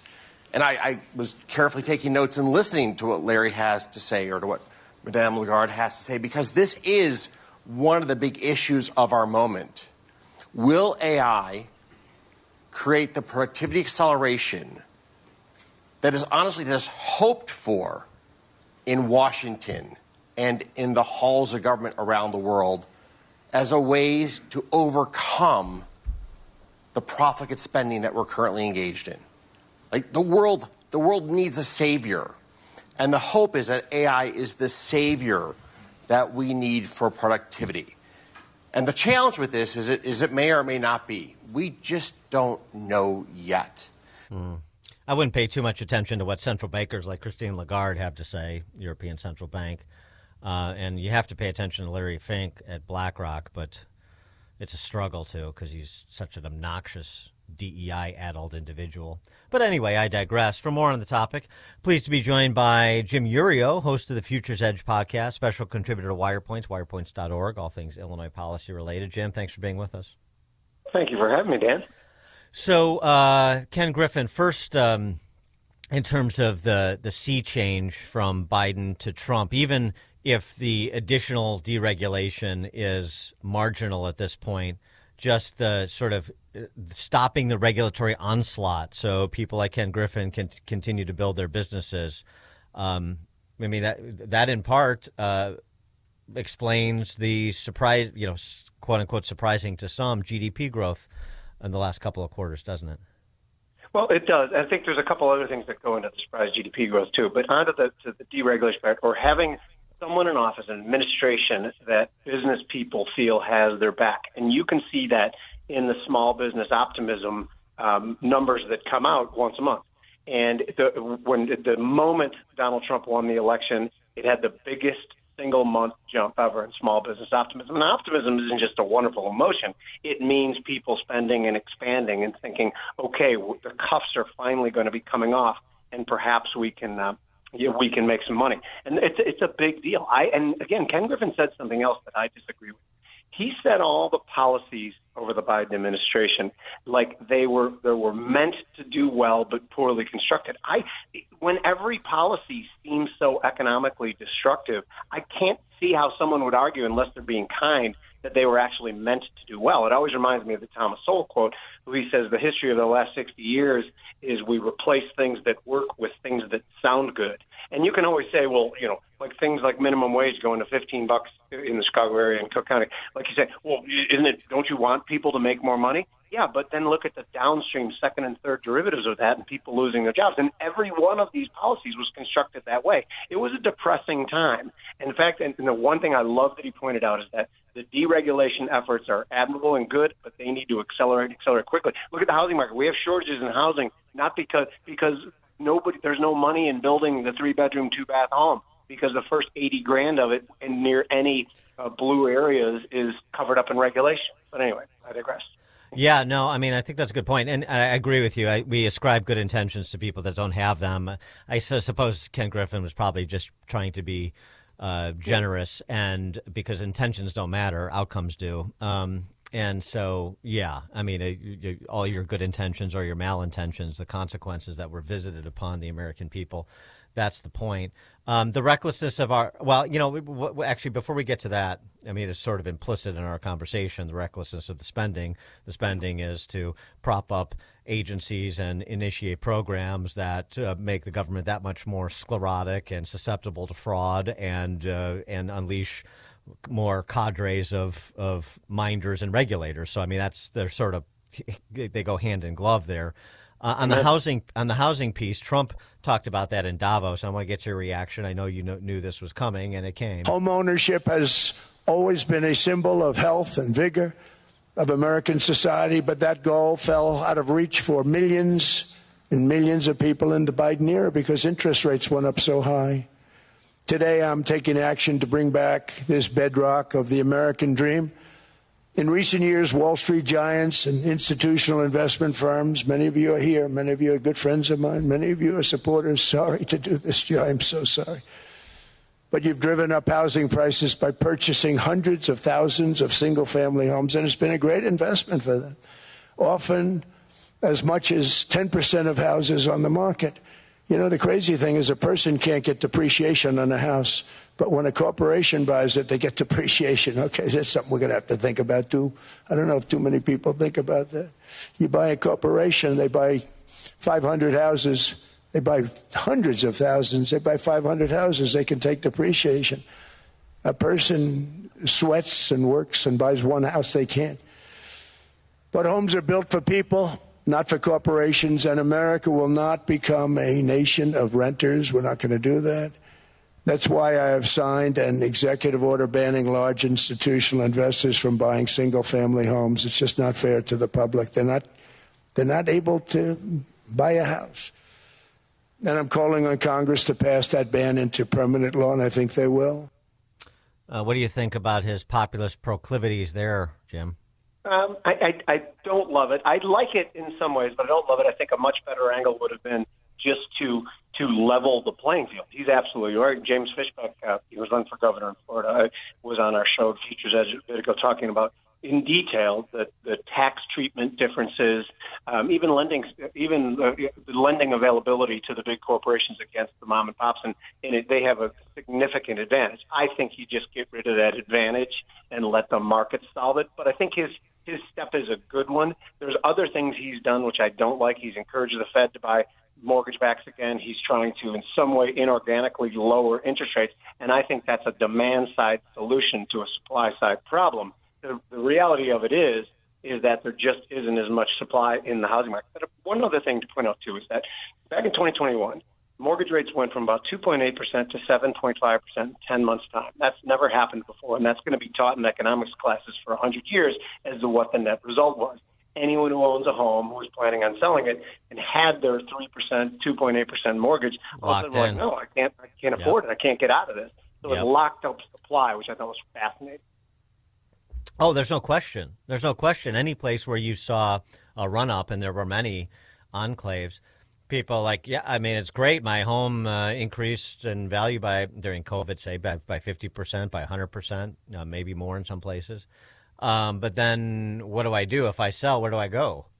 Yeah, and get your nice new 7.5% mortgage. And on top of it. Yeah, right. Yeah. No, I mean, there's no question about that. Where is your head with respect to this year and the market? I mean, I'm asking all of the soothsayers when it comes to financial markets we bring on the show about those individuals like Michael Burry, and it speaks to something that Ken Griffin said about AI being our savior. But people like Michael Burry, Big Short guy, and other wealth managers I know that are shorting the market, that think there's going to be some washout with overvalued AI companies that are not going to be able to continue raising capital and giving away their service for free. And we're not really sure what the market will sustain in terms of subscriptions and subscription pricing. And you're going to see coming off of the Magnificent Seven and AI-related stocks, and by extension, NVIDIA and so forth. Anything that's AI-related, you're going to see it coming off there because it's going. There's just going to start. You're going to start seeing separation between those that are going to make it and those that are not. So I think we've already begun to see a pretty healthy rotation. Like about 6 months ago, I said I thought the Mag 7 stocks would have a 30% correction sometime in the next 15 months. Now, NVIDIA sold off 20%, and the market basically just yawned. The NASDAQ itself hasn't made new highs since mid-November, while the Russell and S&P have. So this is a broadening out of the trade. Now, you look at like silver and copper and platinum and palladium, that's part of the AI trade. It broadened from NVIDIA, from the people making the AI, to people who are going to use it and the energy that needs to be produced to support it. So that's one of the reasons that those metals have gone through the roof. There's plenty of other reasons, too, but it's one of the reasons. So I actually think what's happened already, look, if the only argument you can make for a stock market going lower is that it's stretched, valuations are stretched, it's a relatively weak argument, because economically, I think, and again, the economy and the stock market are not the same thing, but they're definitely cousins. I think the economy, through deregulation, through the new tax structure for 2026, and the fact that people are reshoring investment here. And if Donald Trump says it's $21 trillion, and we all know he could be sometimes the exaggerator in chief, if the real number is $10 trillion in investment coming back in the next couple of years, this is a pretty good tailwind for the economy. I do think in the first couple months of this year, the stock market's a little bit vulnerable only because of the stretch valuations, but that's far, far different from from just everything being, so ridiculously overpriced that we have to correct 50% a la 2008. Just speaking of precious metals, and let me fold in crypto because Trump made particular mention of crypto as well, something that he and the family are interested in, to say the least. To unleash innovation in savings and financing, I'm also working to ensure America remains the crypto capital of the world. And to that end, last year I signed the landmark Genius Act into law. Now Congress is working very hard on crypto market structure legislation, Bitcoin, all of them, which I hope to sign very soon, unlocking new pathways for Americans to reach financial freedom. Is crypto, is there enthusiasm for crypto being tamped down as you see precious metals spiking, and that's going to be the inflation hedge, not crypto? Well, there's no question that that's the thesis right now. I mean, we've seen just unbelievable runs in the metals market and not so much in Bitcoin. And you can make the argument that Bitcoin is fickle sometimes, and Bitcoin still trades as a risk asset often. We just talked about the fact that the Nasdaq hasn't made new highs since November. Bitcoin still trades very much correlated to the Nasdaq, so it hasn't achieved its final form where it's going to be what they want it to be, which is a hedge against poor stewardship of fiat currencies. Which, again, you say that, then I'm on board, and it is in my stupid stewardship portfolio, which is gold, silver, copper, Bitcoin, real estate, things that will do well when we have a government that spends too much money. And we, by the way, something that Ken Griffin said about debt and spending, we are seeing Japan potentially have this kind of cataclysmic bond and currency event in real time. And all we do is look at it and don't learn the lessons from it. It's kind of disheartening, because I think we should really take this as a really a teaching moment. And hopefully we'll get our spending under control as well here. Jim Iuorio, host of the Futures Edge podcast, special contributor to WirePoints, wirepoints.org. Jim, thank you as always. Thanks for having me, Dan. And Jim joined us on Chicago's Morning Answer. There's only one radio show in Chicago talking about today's biggest stories and telling you what they really mean. That show is this one, Chicago's Morning Answer on AM 560, The Answer. Golfers, the Tinley Park Golf Show's coming January 30th through February 1st to the Tinley Park Convention Center. This isn't just another expo. It's 3 days packed with everything you need to elevate your game. Meet vendors from the industry's biggest names: Callaway, TaylorMade, Cobra, Mizuno, and more. Get professionally fitted for clubs, check out the latest equipment, and take advantage of exclusive deals you won't find anywhere else. But that's not all. Compete in our skills challenges. Guess your best drive and longest putt. Winners receive cash prizes of $1,000. Watch the Pebble Beach Pro-Am while enjoying drinks at our famous 19th Hole Bar and Lounge. And don't miss our interactive driving range demo. In celebration of the 250th anniversary of our nation's independence, all veterans and active duty military will be granted complimentary admission to this year's show. Tickets start at just $10 on Friday, $15 for Saturday and Sunday, and can be purchased at Eventbrite or TinleyParkConventionCenter.net. The Tinley Park Golf Show. Great golf, great deals. January 30th through February 1st. Listen, I'm going to be straight with you. Pain doesn't just hurt your body, it steals your life. I know this because I've seen it with people I care about. I'm sure you have as well. If joint pain is holding you back, start the new year by doing something different. There's a way to get real relief without surgery and without putting your life on pause. But you have to take that first step and contact my friends at QC Kinetics.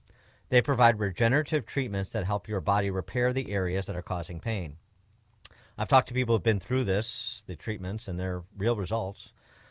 So achy knees, hips, shoulders, wherever it hurts, instead of facing surgery that sidelines you for months, QC Kinetics treatments happen in the office. Simple procedures that deliver big, life-changing results. January is supposed to be your clean slate month, and we only got about, 9 days left. So make it your clean slate month. Stop managing the pain, start solving it. Call now to learn more and tell them I sent you. When you do, 312-827-6261 is the number. 312-827-6261. Once more, call QC Kinetics at 312-827-6261.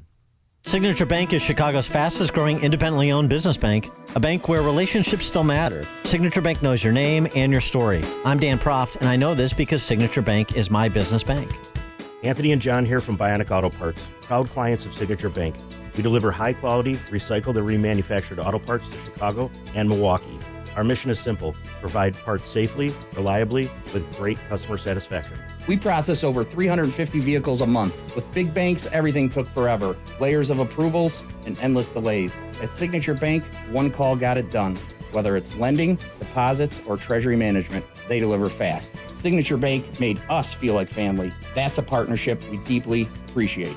Signature Bank helps local businesses succeed. Want to learn how Signature Bank can help turn your business vision into reality? Call Signature Bank at 773-467-5600 or visit signaturebank.bank. Member FDIC, Equal Housing Lender. If you're near retirement or thinking about retiring, you probably have a lot of questions. How do you make your savings last? How much should you take out and when? You're ready for retirement, but are your finances? I'm Edward Jones Financial Advisor, Nolan Webster.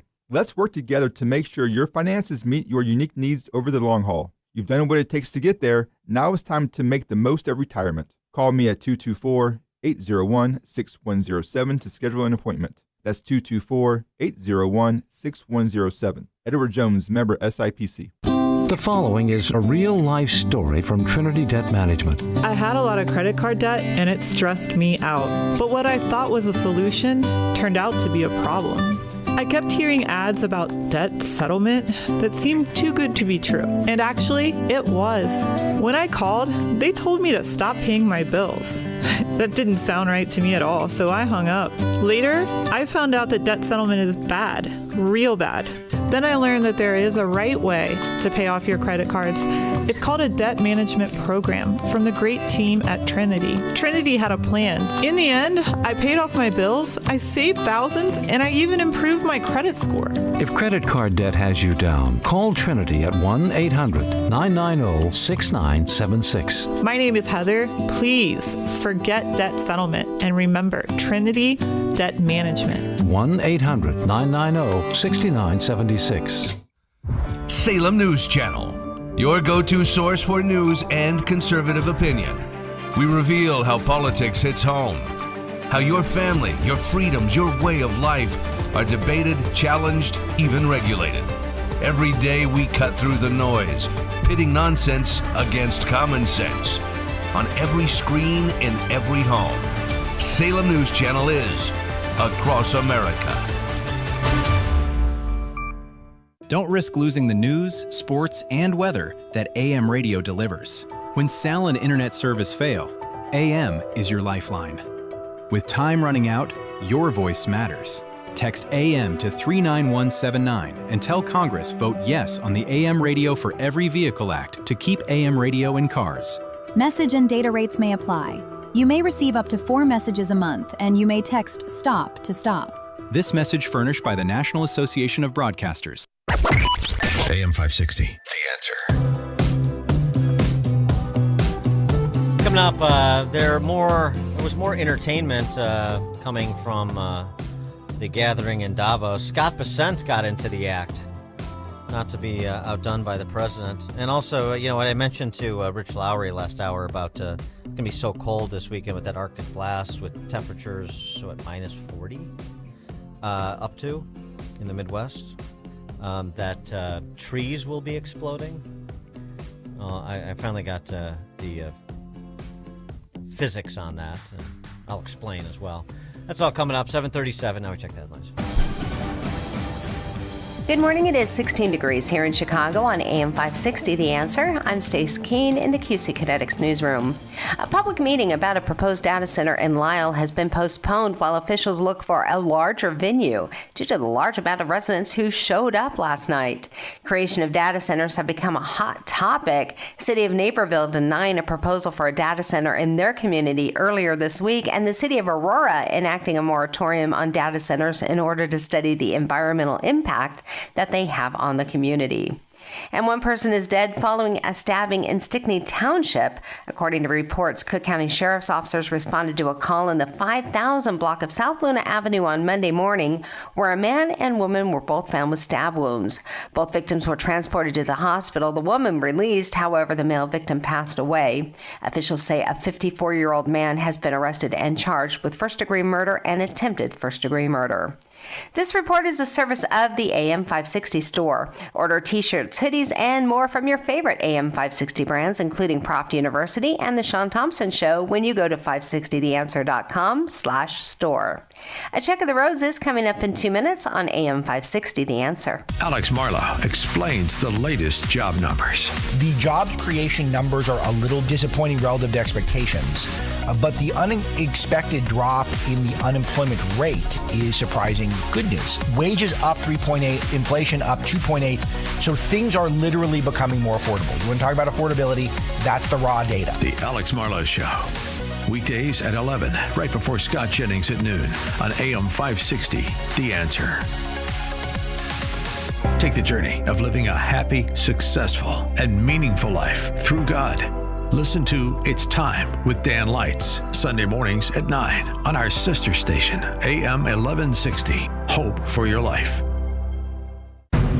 The fight against sexual exploitation begins at home. Sexual exploitation is no longer a distant issue. It's happening here in our communities, schools, and even our homes. Every day, millions of Americans are targeted and trapped through manipulation, coercion, and deception. Sexploited in America, The Invisible War is a powerful docuseries exposing the hidden systems and cultural blind spots that allow exploitation to thrive, and gives a voice to the survivors and families forever changed by it. Raw, unfiltered, deeply human, these stories reveal both the devastating realities of exploitation and the extraordinary courage of those who refuse to be silenced. Sexploited in America, the docuseries is presented by AGA Media and available to everyone now at salemnow.com. Hello? Sir, this is Officer Peterson. There's been a string of break-ins in the area, and your office, it was hit. Hit? What do you mean? We were robbed? Looks like the back door lock was easily pried open, and they moved through the building like they knew exactly what to take. We see wires everywhere. No computers. What? No computers? I just upgraded everything. Looks like they moved fast. We only found out because a neighboring business had their alarm go off. Do you have any security cameras? No, nothing. Don't wait until it's too late.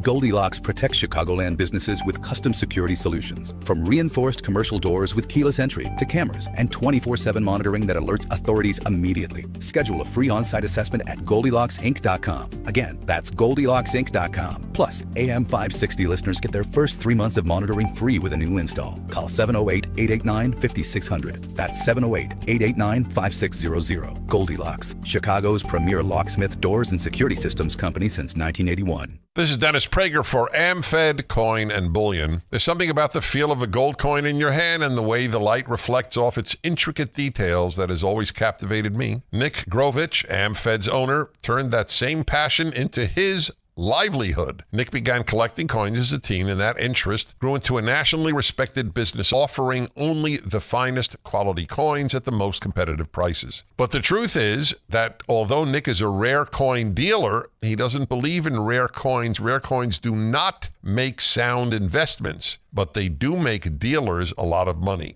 See, that's part of what I respect about him. AmFed specializes in buying non-performing numismatic coins and turning them into gold or silver investments that provide liquidity and perform competitively against the market. Whether you're buying or selling, call 800-221-7694. That's 800-221-7694. AmericanFederal.com. File your taxes for free with TurboTax on Intuit Credit Karma. Just file on your own in the Credit Karma app by February 28th. Valid for those who didn't file with TurboTax last year. Taking a look at the roads from the Team Hochberg Traffic Center, I'm Sue Aller. It's a cold morning and we are stop and go on the northbound side of Lakeshore Drive between Bryn Mawr Avenue and Hollywood Avenue. We're also stop and go inbound on the Stevenson from Veterans Memorial to Lakeshore, 41 minutes. Outbound is 24. You've got 23 minutes inbound on the Dan Ryan from 95th to the Burn Interchange. Outbound is 11, and stop and go inbound on the Bishop Ford between 103rd and the Dan Ryan. Delays on the Eisenhower inbound between 17th 14th Avenue and Independence Boulevard. We're at 39 minutes between Wolf and the Old Post Office. Outbound is 19, and inbound Kennedy is 18 minutes from Montrose to the Burn Interchange. Outbound is 13. This report is sponsored by Rasmussen University. At Rasmussen University, not only can you pursue your education goals with dedicated support, but when you get started on campus, you could qualify to pursue them with a new laptop. Learn more at rasmussen.edu. That's rasmussen.edu. Chicago's Morning Answer continues next, but now the latest forecast from the Air Right Heating and Cooling Weather Center. Today will be breezy and colder with some sunshine, reaching a high of 23. Tonight will be mostly cloudy and breezy with a low of 12 below zero. Tomorrow, expect intervals of clouds and sunshine with a high of 3 below zero. As for Saturday, it will be mostly cloudy with a high of 10. I'm meteorologist Jason Caterina on AM 560, The Answer. Get the latest weather, traffic, and news updates online at 560theanswer.com. Now, from the Signature Bank Studios. If you're looking for the latest news, insight into what it means, and the sharpest opinion, there's only one station in Chicago where you can turn, and it's this one. We're AM 560, The Answer. Top of the morning, Dan Proft here. I do want to get to Scott Bessent and his takedown of Governor Patrick Bateman, and he's adopted that, by the way. That's interesting. But this meteorological phenomenon that's hitting the Midwest and Northern Plains tomorrow and Saturday. I just heard, what was that, a high of -3 tomorrow? Could be worse than that. Exploding trees are a possibility. Just like that. I don't know if that's, it sounded more like a Moab than a tree, but perhaps, I don't know. I don't think I've ever seen a tree or heard a tree explode. So I've just recently learned this, not a meteorology major.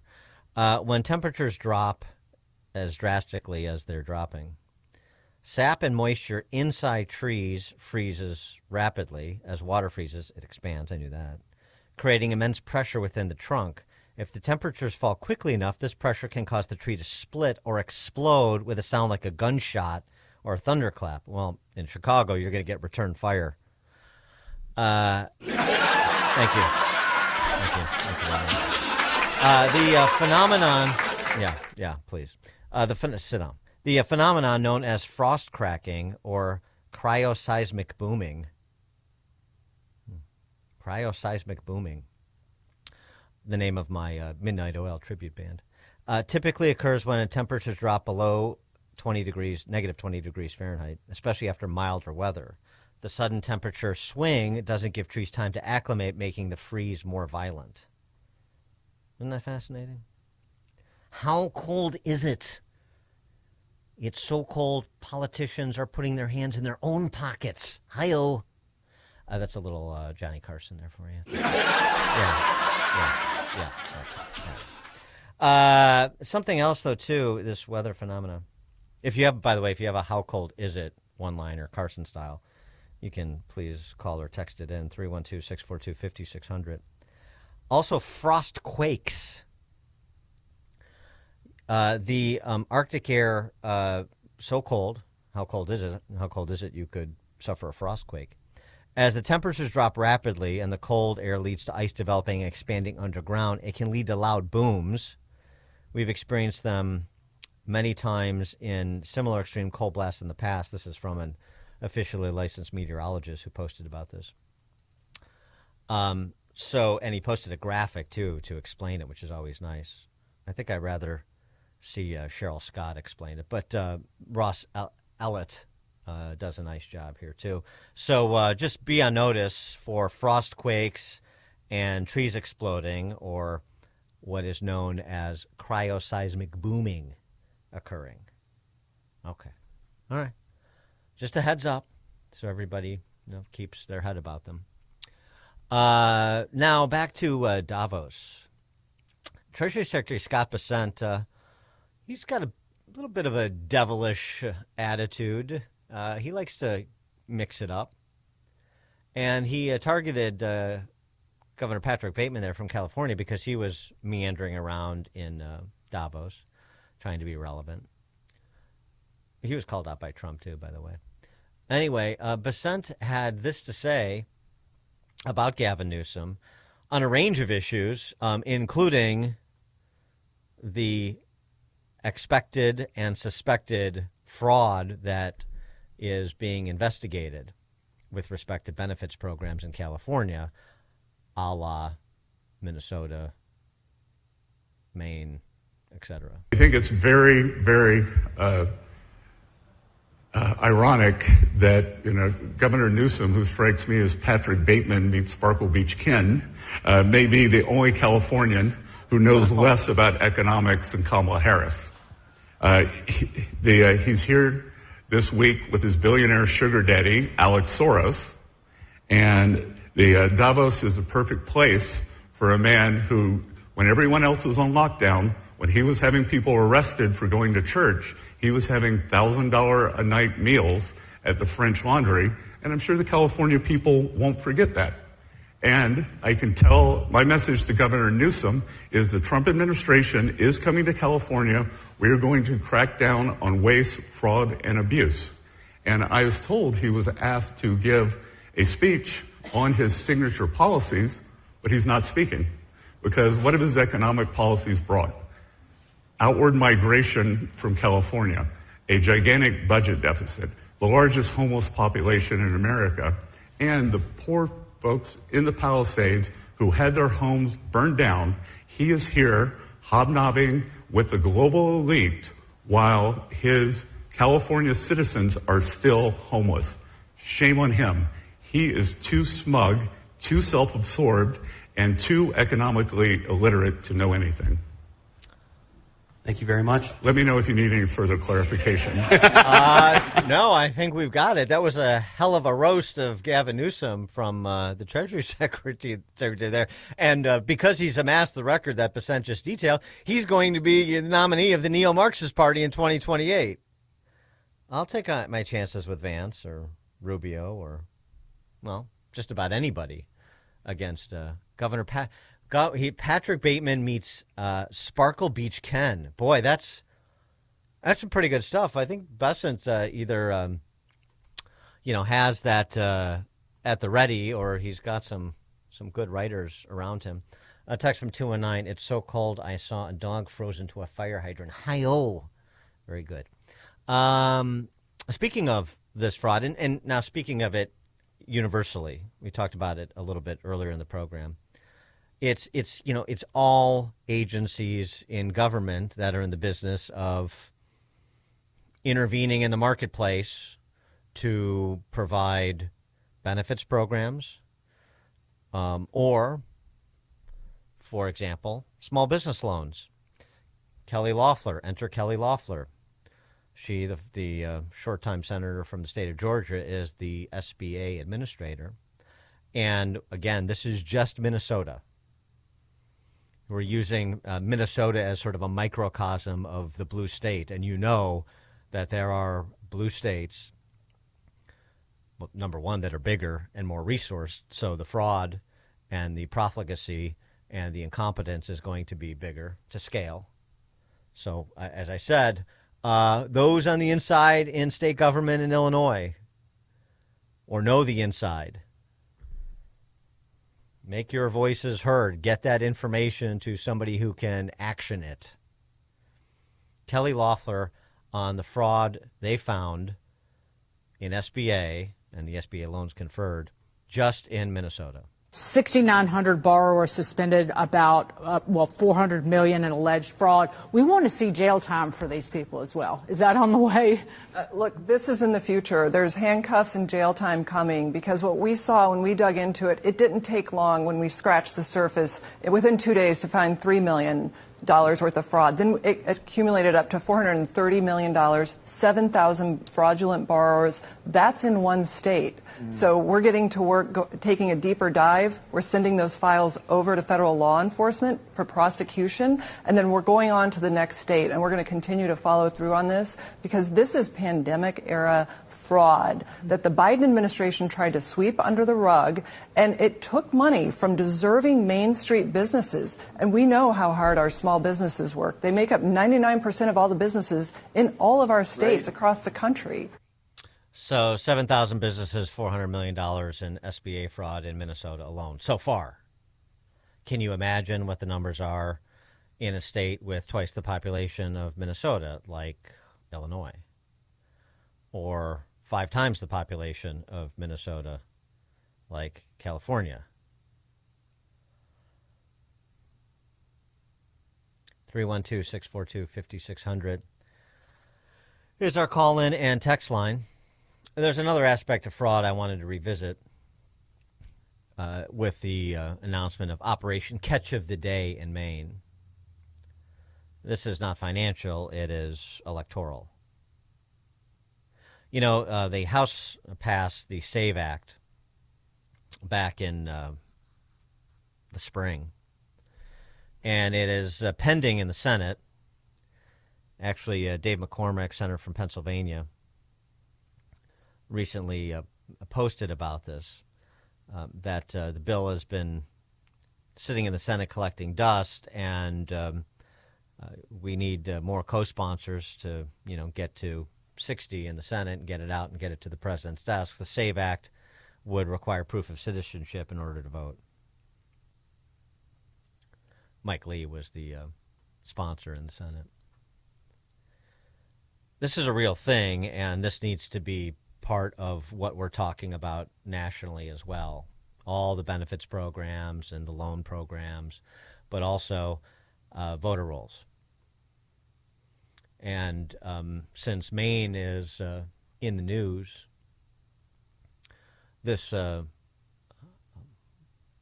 little citizen journalism gambit that we brought you last month when it was conducted, let's revisit it, shall we? Okay, so as long as he brought his birth certificate from Africa, he'll be okay to get his driver's license? So that is one form of ID that we can DMV. accept for the exam process to get him started. The other one needs to bear a signature. So would you take like a country ID? Because they do kind of similar to Yeah, state. you know if that's been signed, if has, there's yeah. an immature. Yep, Okay. yeah, so I looked at it. So as long as he has his birth certificate from his home country in Africa and a driver's license that has his signature from his country, that should be okay? So we would be able to use that out-of-country ID for the signature piece as long as that birth certificate has been translated. Do you know if it has? Yes, yeah, he does have his, yeah. It is translated. Okay, Yeah. then yep. Awesome. We could. Yep. Okay, so his name is Mohammed. I guess now the next step would be this. He doesn't speak any English. Is the test done in Somalian? So for the Class C language, we do translate in Somalia. On that form, that application that I was talking about earlier, there's a box on there that says oral. He would just need to check that. And how many can you get wrong? So it is a 30-question multiple choice questions. Once he hits 6, the test will automatically shut off. Okay, so he can only get 5 wrong out of the 30 to be safe. Correct. Okay. Yep. No, this is good. That's actually pretty easy. So he has to get 25 right out of the 30. He did have an issue in Somalia with his driving. Is that going to impact it, or do you guys just not connect with it? We don't have reciprocity from one country to another, so we don't pull a driving record or anything along those lines. So so if it did lead to an accidental death, when he was driving, he was actually going over a crosswalk and hit a jogger. That's not going to impact the driver's license here, right? We wouldn't be able to access those records. So again, we don't have reciprocity from one country to another, so we wouldn't be able to pull those records. Okay, awesome. Thank you. I'm going to go down and meet him and get some translators. Thank you. You're very welcome. Would you like the information for the elections department? Yeah, under the Secretary of yes, State? of course. Thank you. Let me just... Their phone number is 207 Mm-hmm. 624 7650. Okay. I appreciate the help. This was actually a lot easier than I thought. I was expecting it to be a lot more hurdles, so this makes it a little bit easier. I'll go let Mohammed know. Okay, thank you so much. Have a great day. You too. Bye-bye. Yeah, Bye-bye. do. I mean, it's seamless, isn't it? Yeah, Muhammad's got a glide path here. The best part of that is, he had a driving incident in Somalia. He hit a jogger. Really? There's a lot of joggers in Somalia. Totally skipped past her. That's good stuff. Yeah. You don't think you're gonna be able to get a driver's abstract from Mogadishu? Yeah. Okay. Glenn in Orlando, you're on Chicago's Morning Answer. Yeah. Good morning, Dan. Thanks for taking my call. So, if you vote Democrat, and Chuck Schumer has said he's going to reinstate all the monies to all these places that Doge cut. If you vote Democrat, you're going to vote for the fraud, and then if you don't vote, you are voting Democrat too. Yeah. Thanks for the call, Glenn. And just on the this other aspect that needs to be folded in. I mean, it's not like people are not aware of this, and we haven't been talking about it, but it needs to be central to the discussion of fraud across the board being committed by people in this country illegally, and perhaps with the aid of people in this country legally, and including secretaries of states that don't clean up their voter rolls on purpose, and had all these matters need to be litigated. But just the whole voter ID thing, let's revisit it. Why not? We need to revisit all these things. You can't let these things lie. It's wildly popular. The arguments that are made by the left as to why it is a tool of voters, or how it is a tool of voter suppression, are spurious and hilarious. Nobody's buying it. So press the issue. Make it central. And every time you get somebody that wants to step out on this, like one of those man-hating shrews from The View, Sonny Hostin, it's an opportunity, especially against the backdrop of undercover little citizen journalism gambits like that gentleman in Maine and his conversation with the DMV there. Sonny Hostin on voter ID. People don't have cars, don't have driver's licenses. So it's sort of a vestige of, I think, post-slavery laws where black people had to prove their right to vote. And oftentimes they couldn't vote because they couldn't pass some crazy test, or they didn't have the appropriate ID. It also affects women that are married. Maybe your passport reflects something that's different on your birth certificate or on your driver's license. So really the bottom line is voter suppression. And I agree with him 100%. It's a brilliant notion that less voter ID laws allows more people to vote. And most democracies do it that way. We're the only ones that really don't do it that way. Right. I mean, we're the only ones in some states that require voter ID. Only a democracy.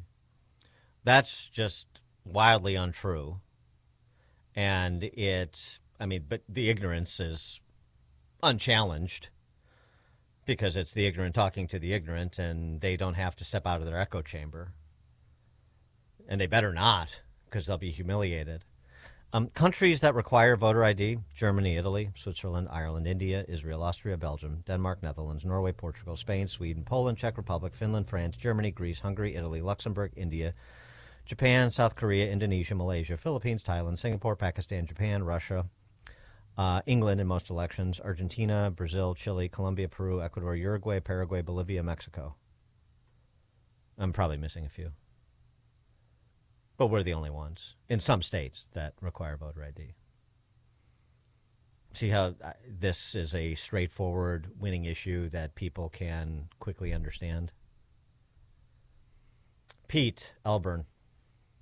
I'd like to say I for one, I appreciate that lady's pronunciation of reciprocity, and she did it all 3 times, which means she was constant. Thanks for the call, Pete. Another proud graduate of the Quality Learning Center, Ralph Rantoul. Quickly, Ralph. Quickly. He forgot to ask for the list of answers. I think that was the next question that would have been answered. And the reciprocity, is it too petty if I make fun of it also? It is not. Okay. I'm making fun of it then. She's a moron. This is what you're dealing with. Thanks for the call, Ralph. Thank God for citizen journalists in the digital age that gives rise to them, right? You think you're going to get that from the comm shop of the neo-Marxist party as it exists among the legacy press and at the state level as well as the federal, particularly in these godforsaken, failed, frauded states. Coming up at 8:08, Roger Klein, director of the Agency for Healthcare Research and Quality on Healthcare and Health Insurance. 8:08, Roger Klein. And then at the bottom of the hour, we'll talk to the great Heather McDonald about her latest piece, Rude but Right on Crime, in discussion of Trump's policies on public safety. It is now 8 o'clock on AM 560 WIND Chicago. He's getting ready to leave Davos, Switzerland. I'm Dave Anthony, Fox News, hours after the president created something new. The official formation of what is known as the Board of Peace. And President Trump's the chairman, joined by other world leaders signing the charter this morning, though some American allies have not joined the board, initially formed to implement peace in Gaza, including disarming Hamas. I think we can spread out to other things as we succeed with Gaza. Saying they'd work with the United Nations, but the UN hasn't lived up to his potential. The president says he's also touting a deal in the works for Greenland. After insisting the U.S. must take control of the territory now part of Denmark, the president says it's key for his new U.S. missile defense system. Fox's Lucas Tomlinson is in Greenland. President Trump announcing that framework agreement and calling off his tariff threats against those NATO nations who deployed forces here.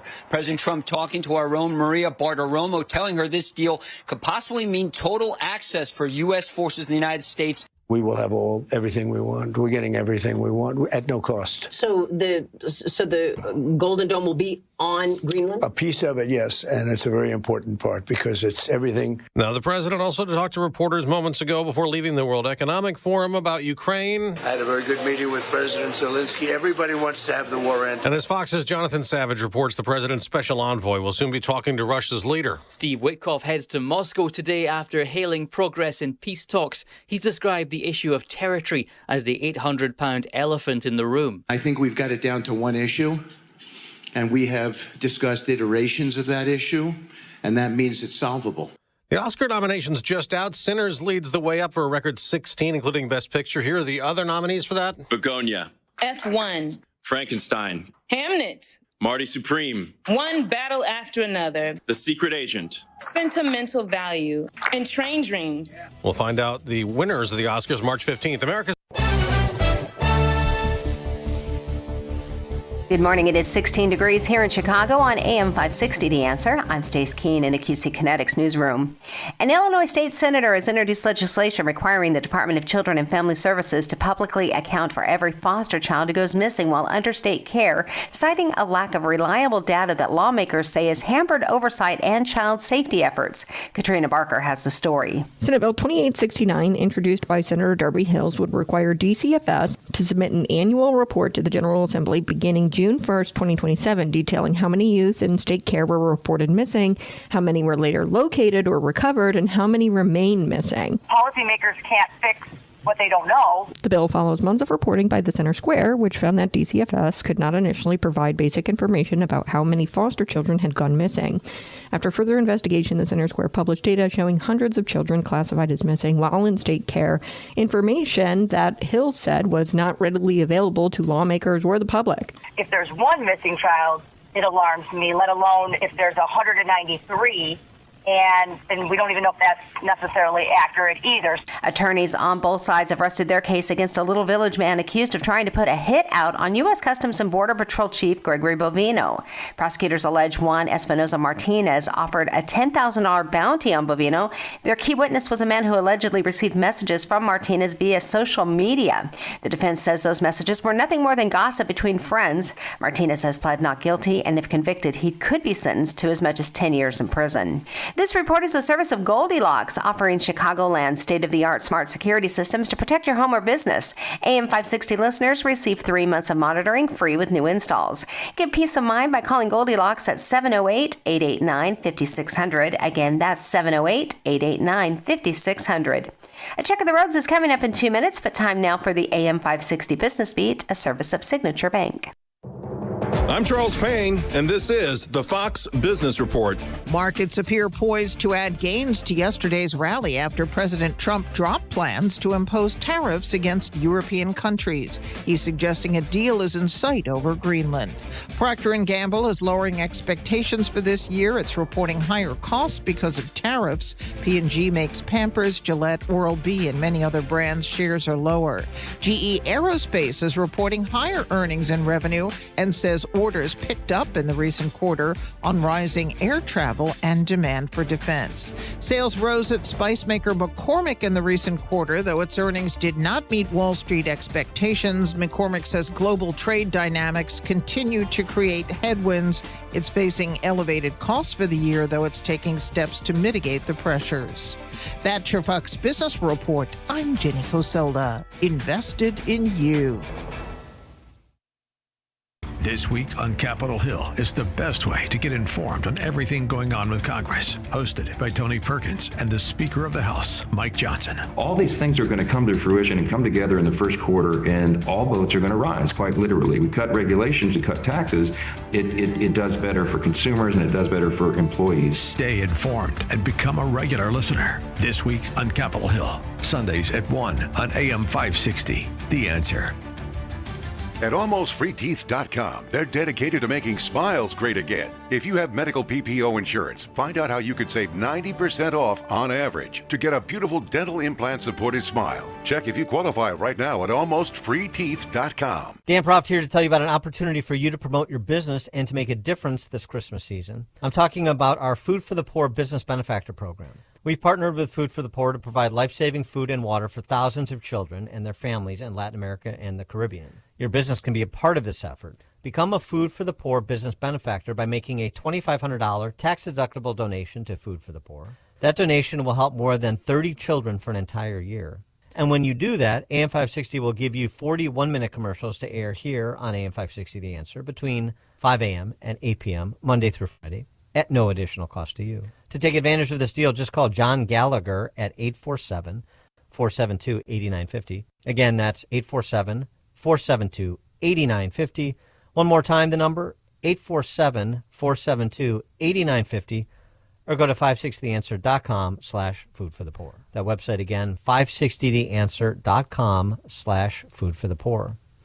Looking for some hope? Listen to Leading the Way with Dr. Michael Youssef on our sister station, AM 1160, Hope for Your Life. Weekday mornings, starting at 8.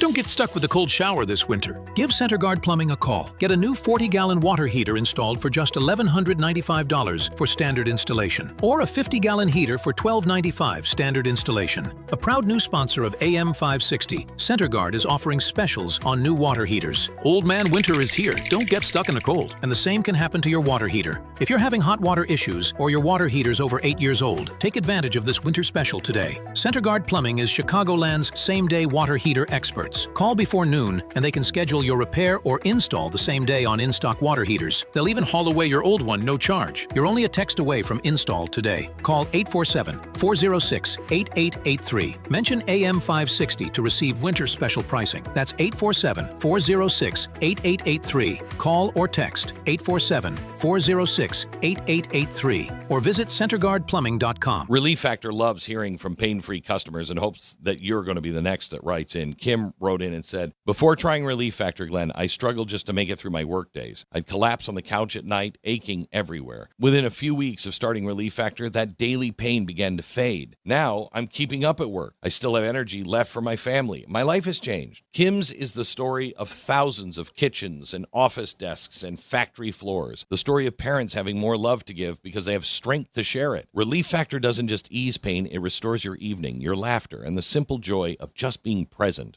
Relief Factor has given me a big part of my life back, whether in the cold and elevation of our ranch or walks along the beaches with my wife in Florida. Relief Factor is 100% drug-free and targets the inflammation that causes pain so you can move better and feel better and actually enjoy life again. Try their 3-week quick start, $19.95. Go to ReliefFactor.com, 1-800-4-RELIEF, 1-800-4-RELIEF, and see if you're not the next to get out of pain. If you or someone you love are getting high quotes for dental implants, visit almostfreeteeth.com today. With a medical PPO insurance plan, it's possible to save 90% off on average to be able to smile again. Check if you qualify now at almostfreeteeth.com.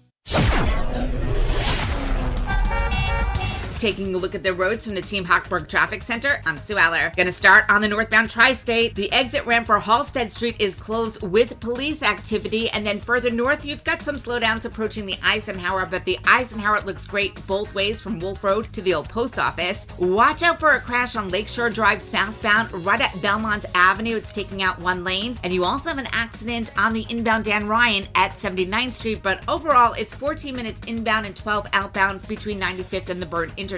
On the outbound side of I-57 at the Cal-Sag Channel, the right lane is blocked, all because of another accident, and no major slowdowns right now on the Stevenson, looking good on the Kennedy and the Eden. This report is a service of the AM 560 Advantage. Membership has its privileges, including early access to event tickets, exclusive contest opportunities, and special members-only content. Join today at 560theanswer.com/join. Chicago's Morning Answer continues next, but now the latest forecast from the Air Right Heating and Cooling Weather Center. Today, expect breezy conditions as colder air moves in, but some sunshine will peek through the clouds. The high will reach 23. Tonight will be mostly cloudy and breezy with temperatures dropping to 12 below zero. Tomorrow, anticipate a mix of clouds and sunshine with a high of 3 below zero. I'm meteorologist Jason Caterina on AM 560, The Answer. Get the latest weather, traffic, and news updates online at 560theanswer.com. This hourly segment is brought to you by In the Know with Craig Bolanos, powered by VestGen Wealth Partners, Sunday morning at 10 on AM 560 The Answer. Now, from the Signature Bank Studios,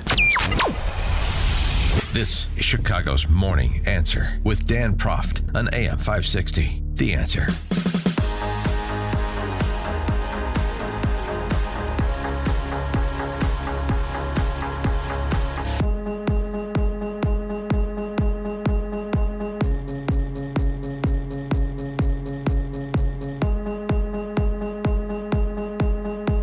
Top of the morning, Dan Proft here. This next topic calls to mind one of my favorite instances of something approximating citizen journalism from several years back. It was 6 or 7 years ago now. The Grievance Studies affair, the Grievance Studies hoax that was perpetrated by Peter Boghossian, James Lindsay, and Helen Pluckrose, inspired by the Alan Sokol hoax from a couple of decades earlier. I won't get into the Sokol hoax, but I'll remind you of the Boghossian, Lindsay, and Pluckrose one, sort of doing an expose on academia. So what they did is submitted a bunch of bogus papers to academic journals with ridiculous topics to see what would pass through so-called peer review and be accepted for publication, to highlight the fact that these journals and the academics that oversee them, and by extension who are influential in their fields in universities around the country, are basically leftist hacks dressed up as professors, intellectuals, academics. And, I mean, there were 20 papers submitted. I believe a half a dozen were published, or maybe 4 were published, 6 were accepted for publication, 7 were still under review when the hoax was revealed. And it was things like this. The pseudonyms used, Helen Wilson. Human reactions to rape culture and queer performativity at urban dog parks in Portland, Oregon. A paper about rape culture among dogs at dog parks. Accepted, published. Who are they to judge? Overcoming anthropometry and a framework for fat bodybuilding under the topic area of fat studies. Going in through the back door, challenging straight male homohysteria and transphobia through receptive penetrative sex toy use.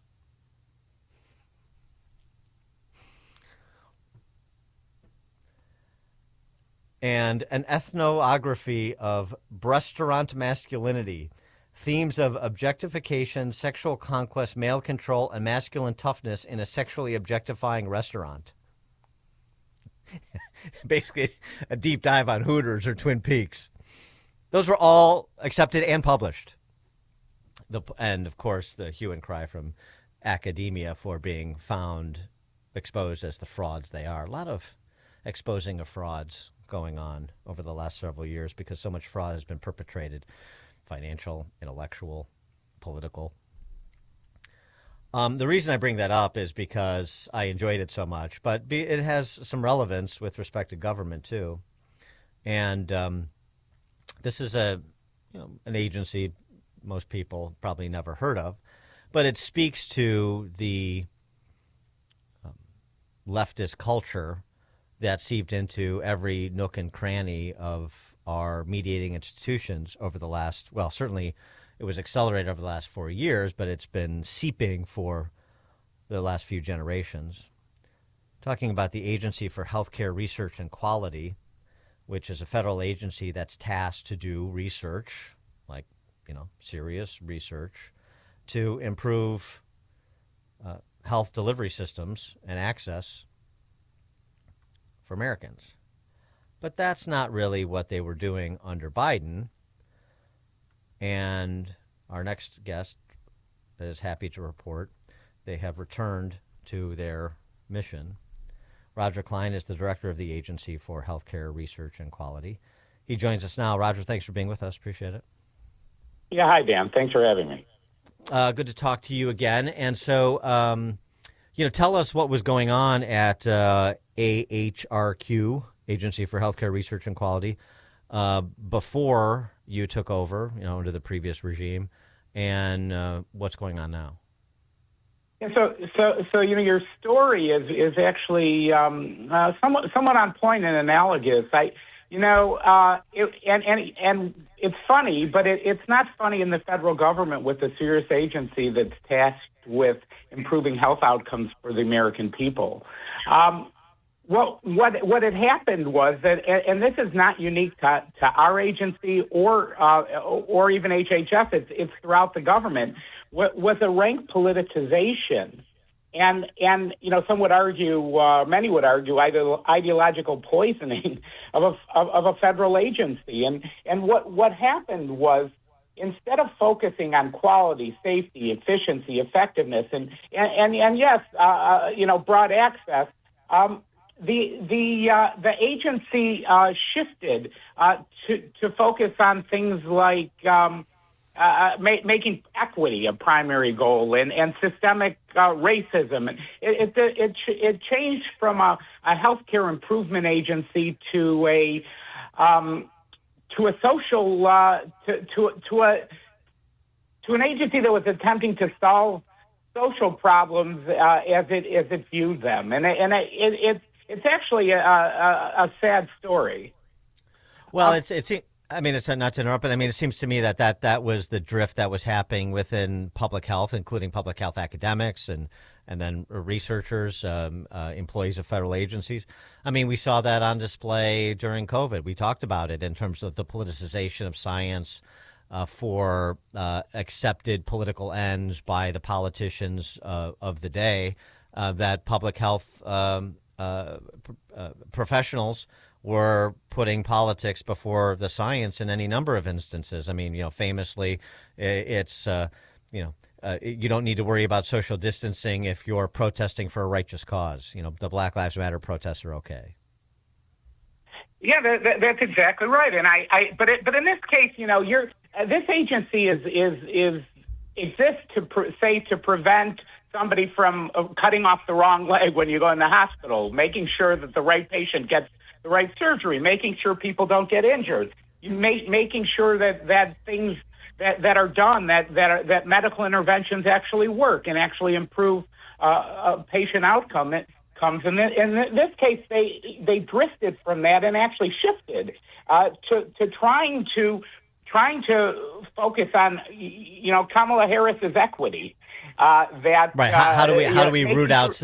how do we root out systemic racism in the delivery of healthcare services and things like that? Exactly. Things for which, even though it's an evidence-based agency, things for which there's absolutely no evidence, by the way. And so, but we're looking in every nook and cranny of this agency, and which sets a lot of standards, and we're purging it. And I have to give the credit to President Trump and Secretary Kennedy, who are supportive of these efforts. Obviously, without President Trump, who in my view is one of the greatest presidents in American history, and who's really been willing to face this issue throughout the government head on, we would be in very, very bad shape. And this country, as we know it, would cease to exist. We cannot have a politicized and ideologically motivated bureaucracy that diverts from its statutory tasks to attempting to be a social justice warrior. Your experience as the director of the agency, how difficult is it to conduct that purge, change out whatever personnel, policies, and procedures you need to set the agency back on the course of achieving its animating mission?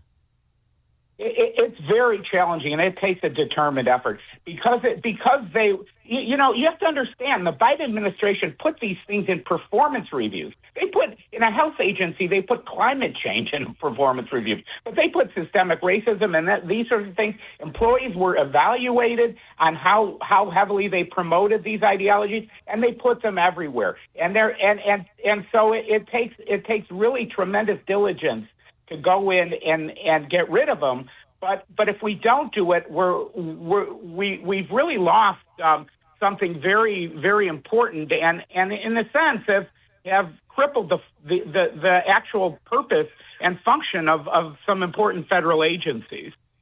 What powers? What are the hurdles to redirecting the agency? Do you have like civil service protections that make personnel changes difficult? Just in very practical sense, I think regular people have a frustration and a lack of understanding of why things can't be reset in a quick fashion when there is new leadership at the federal level and by consequence all these agencies. So our agency is in a somewhat unique position in that we lost about 2/3 of our workforce in the RIFs, which the RIFs got a lot of press that sometimes wasn't favorable. But I got to tell you, in this context, it's extremely important. They were very, very helpful. So in my experience, the folks we have left are good people, and they're for the most they're cooperating. They're following the lead of what the administration wants us to do, and so in that respect, I've been somewhat pleased. It's just old habits die hard, and people have established ways of doing things, and ARC is what the agency is called by shorthand, has played a huge role in influencing the directory of health services research and through standard setting and other suasion. And I think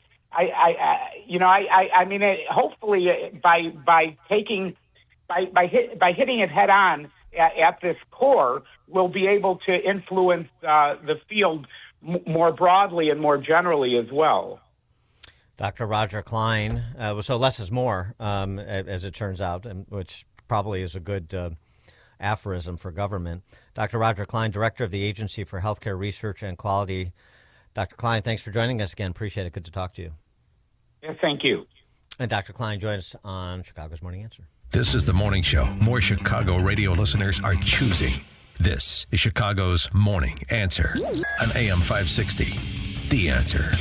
Temperatures are cooling, but not concerns about inflation, market volatility, and taxes. Revisit your financial plan this winter. VestGen Wealth Partners work with individuals to develop personalized plans that help navigate changing conditions with confidence.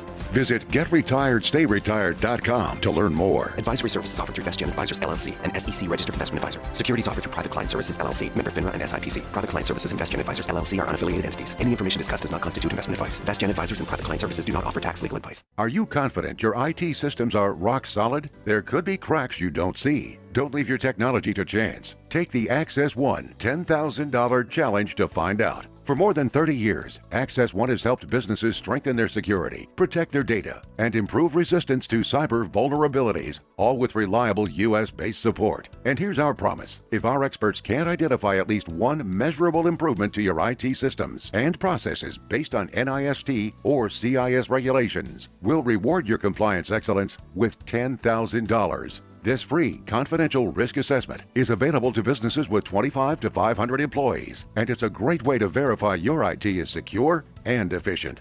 No gimmicks, just proven results from an experienced IT partner. Ready to put us to the test? Visit accessoneinc.com/challenge or call 800-654-1555 to schedule your assessment today. Certain conditions apply. See details online. You need to be tuning into the Retirement Success Blueprint with Michael Stewart, the radio companion to the Amazon best-selling book, Success Blueprint, How to Build the Retirement You Deserve. Each week, Michael shares strategies designed to help reduce market risk through income-generating investments that can provide steady returns. Because if you can avoid a big loss, you don't need to take big risks. Catch the Retirement Success Blueprint with Michael Stewart, Saturday mornings at 10, right here on AM 560 The Answer. Well, that was a surprise. The HVAC tech just said our furnace apparently has a cracked heat exchanger, and it'll cost thousands. Oh, you're kidding. He barely looked at it. Now he's pushing a huge repair? What should we do? I don't really trust them. We need a second opinion. My brother Mark recommended Air Right Heating and Cooling. I looked them up, and they seem legit. Great Google reviews. I'm sure they'd give us an honest assessment. He liked that they checked their carbon monoxide readings so he knows the air they're breathing is safe. And I guess it also gave a sense of how much life was left in their furnace. I'd love that peace of mind. Plus, why spend a fortune on something we might not even need? Get a second opinion from Air Right Heating and Cooling. Tell them AM 560 sent you and get $56 off any service. Visit Air Right Heating and Cooling right now at AIR-RITE.com. Again, that's AIR-RITE.com.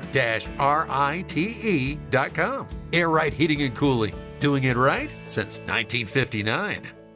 Dan Proft here to tell you about an opportunity for you to promote your business and to make a difference this Christmas season. I'm talking about our Food for the Poor Business Benefactor Program. We've partnered with Food for the Poor to provide life-saving food and water for thousands of children and their families in Latin America and the Caribbean. Your business can be a part of this effort. Become a Food for the Poor business benefactor by making a $2,500 tax-deductible donation to Food for the Poor. That donation will help more than 30 children for an entire year.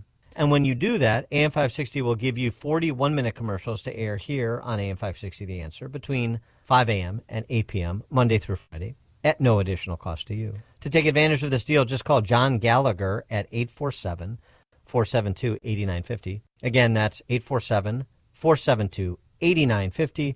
One more time, the number, 847-472-8950.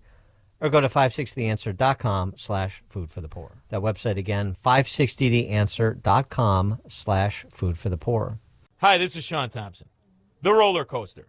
No matter your age, no matter the amusement park, it never ceases to bring the emotional goods, the anticipation, the excitement, and then the fear and the adrenaline rush that comes from the king of all rides.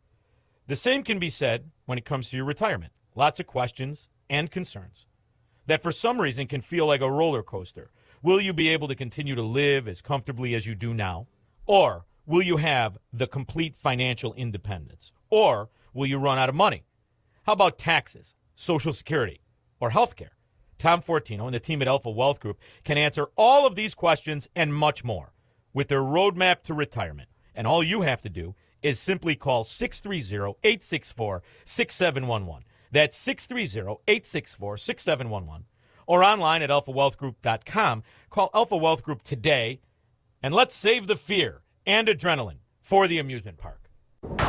Your home or business has storm damage and you have an insurance claim. Call Crestcom. Crosscom Construction and Public Adjusters. Today, insurance companies are notorious for offering way too little money to repair damage to your home or commercial building due to wind, hail, tornado, floods, or fire. Crosscom works for you, not the insurance company. As licensed adjusters, Crosscom will work to get you the money you deserve, the maximum payout. Call Crosscom. 630-871-5500. After they get you the fair insurance company result, Crosscom can start doing your repairs. Crosscom is a full construction and restoration company that will get your property back to its pre-loss condition, getting your life back to normal. Roof, siding, windows, doors, fire restoration, Crosscom does it all. Call Crosscom. Licensed in Chicagoland, Northwest Indiana, and Wisconsin. This is Dan Leitz with Crosscom. We share your conservative and Christian values. Let us handle everything. It all starts with a call. 630-871-5500. CrosscomPublicAdjusters.com. Hey homeowners, did you ever think that improving your home could be easy, fun, and affordable? Well, it can be. With just one quick visit to this weekend's huge free admission home show in St. Charles. This year's show is better than ever, saving you time and money on thousands off the latest home improvement products and services. From interiors to exteriors, from decor to outdoor. You'll find it all at the free home show this weekend at the Kane County Fairgrounds in St. Charles. For details, visit CaneCountyHomeshow.com today. That's CaneCountyHomeshow.com. Hello, can I have your attention, please? My name is Hugh McKenzie, and I'm a devout listener of The Answer. They have partnered with Food for the Poor consistently for the last few years. In the past, I've always wanted to participate, but unfortunately never had the extra cash at the end of the year to do so. But last weekend, I received the mail, and there was a bonus check for $2,500 from Mack Truck for selling commercial vehicles. I decided that I was all in. As I mentioned, I sell commercial vehicles. Everything from Mack, Volvo, Hino, Isuzu, new and used. I've been selling for over 30 years in the Chicagoland market. Call me at 630-918-9534 or check me out on the web. Google my name, Hugh McKenzie, and Hugh is spelled H-U-G-H, McKenzie is spelled M-C-K-E-N-T-Y. All right, thank you very much for your time. To contact Hugh McKenzie, search Hugh McKenzie on LinkedIn or call 630-918-9534. That's 630-918-9534. The following is a paid political announcement. Stay tuned for a special message from Angel Dad Joe Abraham about his daughter Katie. Put yourself in my shoes. I just spent my first Christmas without Katie. My daughter was murdered by an illegal immigrant Governor Pritzker protected. Imagine her final breaths, knowing that you would have given your life for hers, but you didn't have the chance. Put your child in Katie's shoes. Think of the unfulfilled dreams, the unrealized joys, and the permanent loss. I'm not a political guy, but when politicians unleash violent criminals, we all need to get involved. We can do better, and we must do better. Ted Dabrowski would have protected Katie, and he'll protect your children the way I wish someone had protected mine.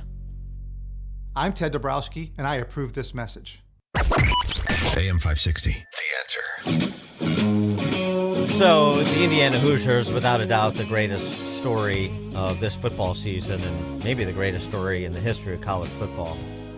And as a corollary to the story, I mean, it's sort of like the Cubs winning the World Series, and so you have these long-suffering fans. Like in the case of the Hoosiers, Gene and June Hedrick. They've had Indiana Hoosiers football tickets, season tickets, for so long they've lost count. Since 1959. Hedrick, Gene, you have been following IU football for how many years? I've had season tickets for 61 years. 67 years. Wait a minute. You know what? 66. But who's counting? But who's counting at this point, right? More than 60. 1959. 1959. What is it like to be here tonight and witness history? Well, it's a privilege. Actually, it's just a blessing that I've been here this long and I could witness something like this. I have so many friends that are up in heaven right now looking down and would love to have been here, and I think of them all the time. And they're really great people at Indiana University. And that's what the university is, great people. That's what makes a good university. You have witnessed so much IU history, so many different chapters of IU football. Did you ever think that they would be at this moment in time? Well, you always just think, wait till next year, you know. And but no, never thought anything like this would ever happen. If you could say anything to Coach Curt Cignetti right now, what would you tell him? I'd say he did perform something that that no one thought would ever happen. No one. And he did it. Great perspective. A nice couple. Salt of the earth types you'd expect from Indiana. There's something else, though, too, and this goes to Curt Cignetti. Just do what you think is the right thing to do. Run your program. And who knows? Maybe all the prognosticators will be wrong. More people should apply that to politics as you see it applied in sports. Coming up at 8:38, rude but right on crime. Heather McDonald on Donald Trump, 8:38. Now we check the headlines. Good morning. It is 16 degrees here in Chicago on AM 560 The Answer. I'm Stace Keene in the QC Kinetics newsroom. The Illinois Department of Human Rights has filed a housing discrimination complaint against the landlords of the South Shore apartment complex raided by ICE agents last year. According to the report, the complaint alleges landlords violated the civil rights of the tenants by working with federal agents. The complaint says landlords allege the building was housing illegal Venezuelan immigrants in order to intimidate and push out Black and Hispanic tenants. All those tenants were forced out of the building late last year as it underwent foreclosure proceedings. A public meeting regarding a proposed data center in Lisle has been postponed while city officials search for a larger venue due to the large amount of people who showed up. Creation of data centers has become the hot topic. City of Naperville denying a proposal for a data center in their community earlier this week, and the city of Aurora has enacted a moratorium on data centers in order to study the environmental impact that they have on the community. This report is a service of AlmostFreeTeeth.com. Big savings on full-mouth dental implants are here at AlmostFreeTeeth.com. Medical insurance can make what used to cost a fortune surprisingly affordable. Don't wait. Take the 60-second quiz to see if you qualify at AlmostFreeTeeth.com. A check of the roads is coming up in 2 minutes on AM 560, The Answer. On February 24th, President Trump will deliver his State of the Union address to Congress. Mr. Speaker, the President of the United States. And AM 560 The Answer is throwing a viewing party, and you're invited to join us for dinner at the Meridian Banquets and Conference Center in Rolling Meadows. Enjoy dinner before the speech, and then watch the speech with AM 560's Dan Proft, Sean Thompson, Jeannie Ives, Amy Jacobson, and John Anthony. Tickets are on sale now at 560theanswer.com/party. Sponsored in part by Stephen A. Leahy with Opum Tax Advocates. The following is a real-life story from Trinity Debt Management. I had a lot of credit card debt, and it stressed me out. But what I thought was a solution turned out to be a problem. I kept hearing ads about debt settlement that seemed too good to be true. And actually, it was. When I called, they told me to stop paying my bills. That didn't sound right to me at all, so I hung up. Later, I found out that debt settlement is bad, real bad. Then I learned that there is a right way to pay off your credit cards. It's called a debt management program from the great team at Trinity. Trinity had a plan. In the end, I paid off my bills, I saved thousands, and I even improved my credit score. If credit card debt has you down, call Trinity at 1-800-990-6976. My name is Heather. Please forget debt settlement and remember Trinity Debt Management. 1-800-990-6976. The following is a paid political announcement. This is Kevin Coyne, Chairman of the DuPage County GOP. I am inviting you to our Lincoln Day dinner on Friday, February 27th at Abington Banquets in Glen Ellen. We will feature keynote speaker and national political commentator Tudor Dixon. Enjoy an evening of camaraderie, great food, and Republican unity. Sponsorship packages are available. Purchase tickets today at DuPageGOP.com. Paid for by DuPage County Republican Central Committee. When you can no longer handle your own home, Hearthstone Assisted Living at the Lutheran Home in Arlington Heights is here to help make life easier. Experience upscale living with comprehensive health services. We offer fine dining, engaging activities, available chaplains, weekly worship services, and quality amenities including a bistro, expansive library, and general store. For a limited time, mention WYLL for an additional discount. Call 847-595-5024 or visit LutheranLifeCommunities.org. Did you know a will alone does not keep your family out of court when you die? The court still has to approve your will. But get a living trust, and your estate can be settled clearly without issue. Talk to the attorneys at Nauman & Associates. They prepare wills and trusts for a flat fee, no surprises, no hourly rate. With decades of experience, they know the law and offer a free consultation. Contact Nauman & Associates in Elk Grove Village, nalawgroup.com. Call 847-593-8777. Hey, it's Scott Jennings inviting you to join me on the unforgettable Gulf of America cruise happening this November 2026. Imagine it, turquoise waters, white sand, beaches, incredible food, and insightful conversations about the future of our great country. Mike Gallagher and I will dive into the issues shaping America as we cruise through some of the most stunning destinations while honoring the 250th anniversary of our nation. Text cruise to 94878 or visit scottjenningsshow.com and click the cruise banner to sign up today. This hourly segment is brought to you by Goldilocks, offering smart security systems to homes and businesses. Call Goldilocks at 708-889-5600.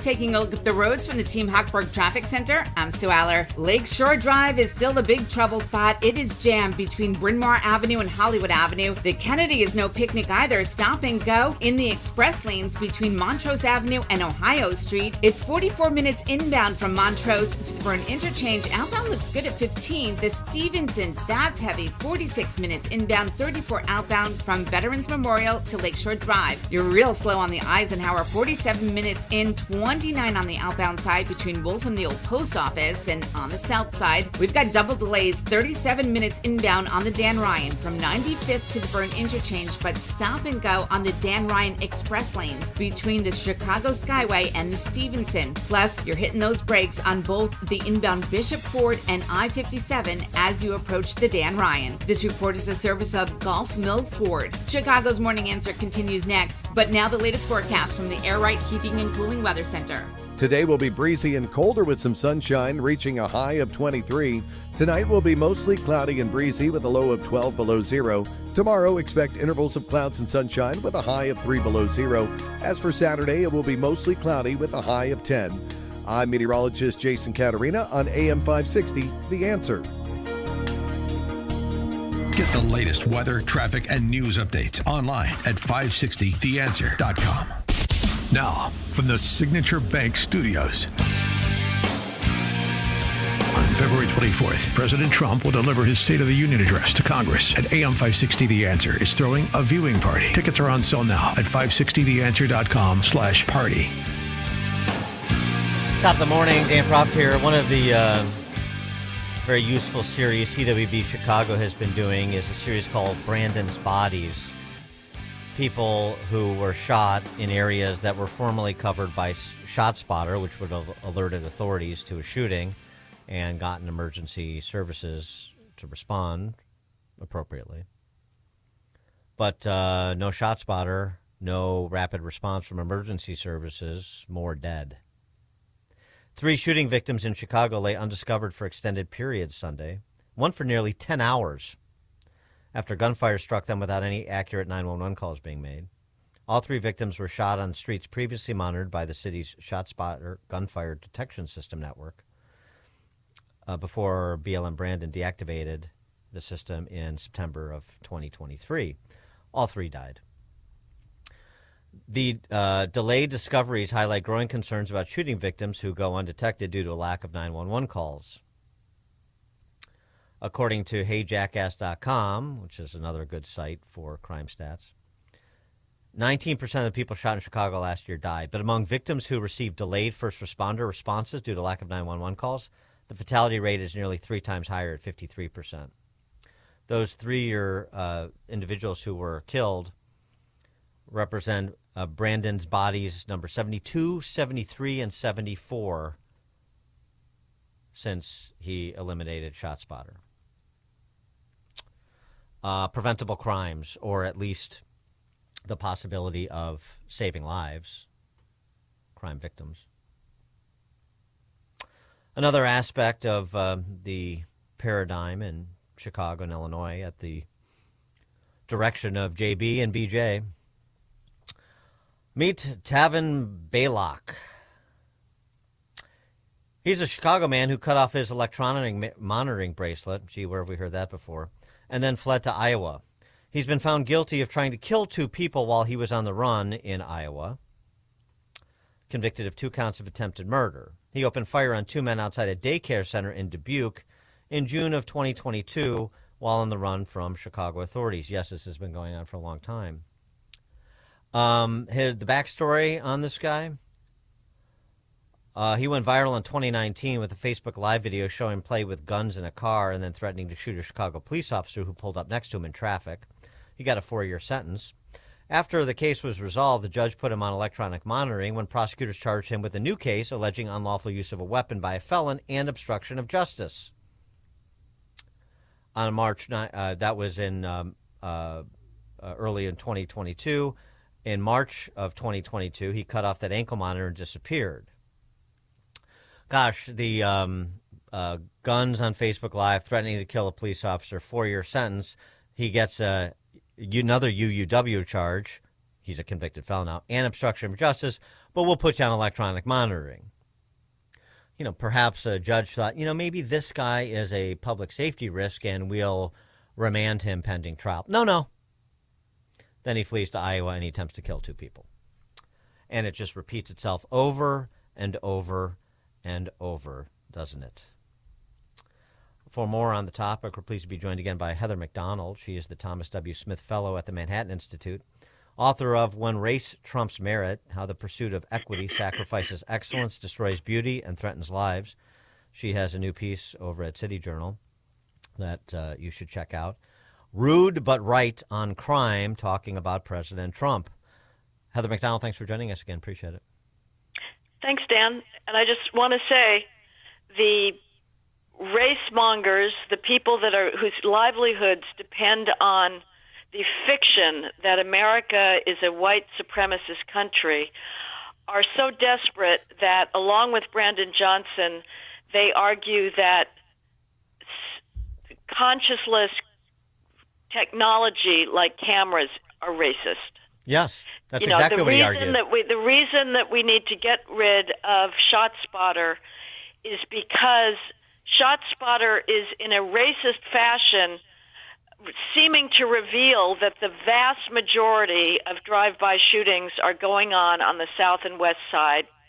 And therefore, if that's what they're telling us, that must be racist, because we are supposed to all believe that there are no crime disparities in victimization or in crime commission. And so the alleged Black Lives Matter activists, you say BLM Johnson, absolutely true, would rather have more black deaths, which is what's going on, than have any kind of objective acknowledgement of the carnage that's going on in inner cities like Chicago. And President Trump has broken with decades of presidential norms in order to draw attention to specific crime victims and to say this is not acceptable.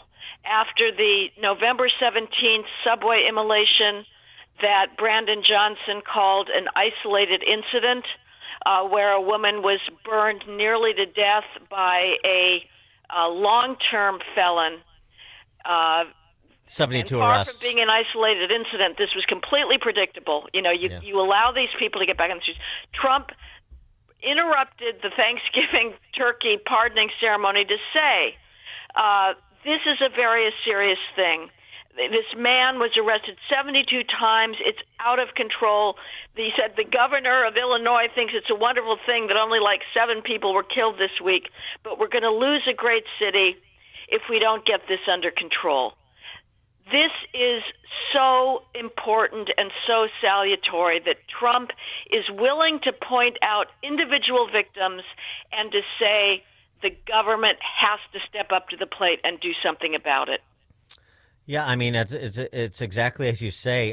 The ideology is so disquieting. The idea that, look, systemic racism exacerbated by cameras has to be combated, and if that means 74 people die over the last 2 two and a half years, well, then that's just the price we have to pay to eliminate systemic racism exacerbated by cameras. I mean, it's just a remarkable philosophy. Well, I think you're giving them the benefit of the doubt and saying it's exacerbated by cameras. I think they think the cameras themselves are racist. Yeah, right. Same thing, tearing down red light cameras because those show that the driving patterns in inner cities, the speeding is out of control. Again, there's the much higher rate of people dying in traffic accidents in inner cities because the police have been browbeaten into not enforcing the law there. And again, we're supposed to believe that the cameras themselves are ignoring the white perpetrators in favor of black perpetrators. Again, it shouldn't need to be said, Dan, but obviously this is completely preposterous. But as I say, livelihoods, thousands, hundreds of thousands of livelihoods rest on browbeating whites into accepting this fiction that they are the problem in the inner city, not family breakdown. It's interesting. In your piece in the City Journal, I mentioned Rude But Right on Trump. You go back to Nixon, and Nixon offering a take on urban violence and urban decay back during his presidency. And it's interesting that you do that because Brandon Johnson goes back to Nixon, too, and essentially blames Nixon for the violence that is endemic to Chicago today.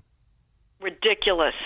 Again, Nixon was also a precedent setter because the presidency up to that point had not really paid any attention to urban crime. Now, the 60s were just a radical revolution in how Americans experienced cities. You had violent crime rate doubling over a decade.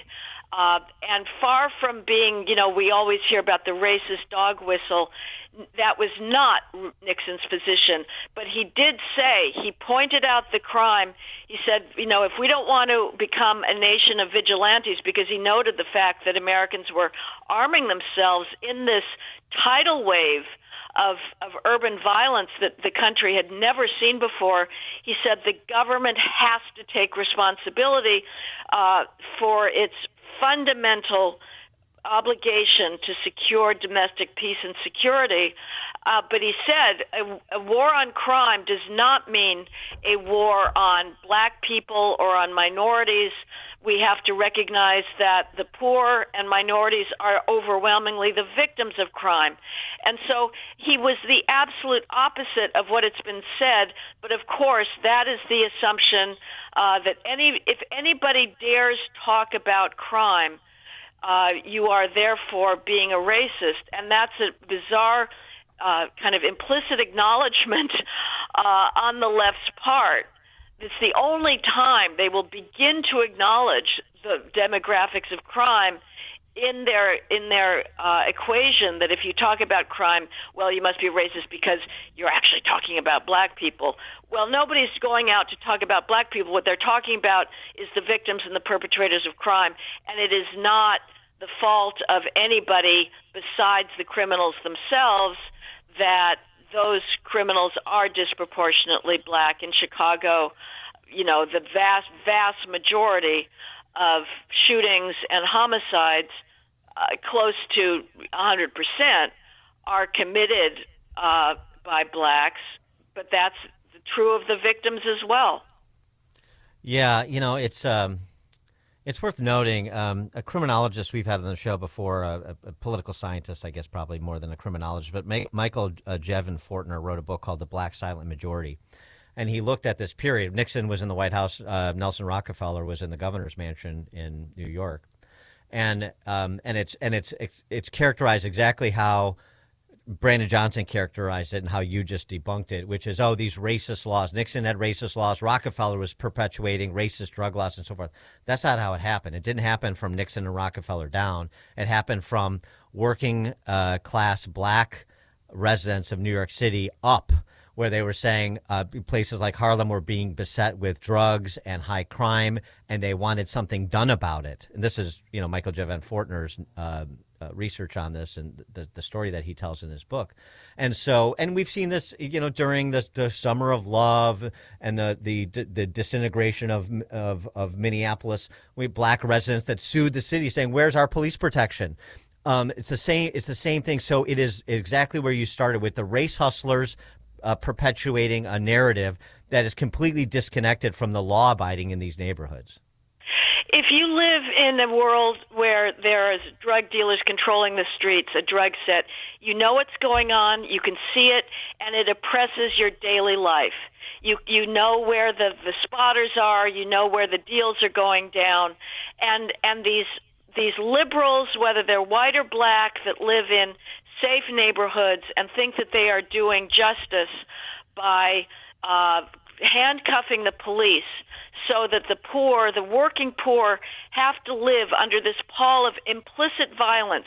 There is always the implicit threat of violence in any drug-dealing environment. They are completely detached from reality. It's the same thing, Fortner's told this story. There's a Yale law professor who tells the same story about the crack penalties, that it was the New York Democratic black politicians that demanded an increase in crack penalties because they said this is the worst oppression the black community has felt since slavery.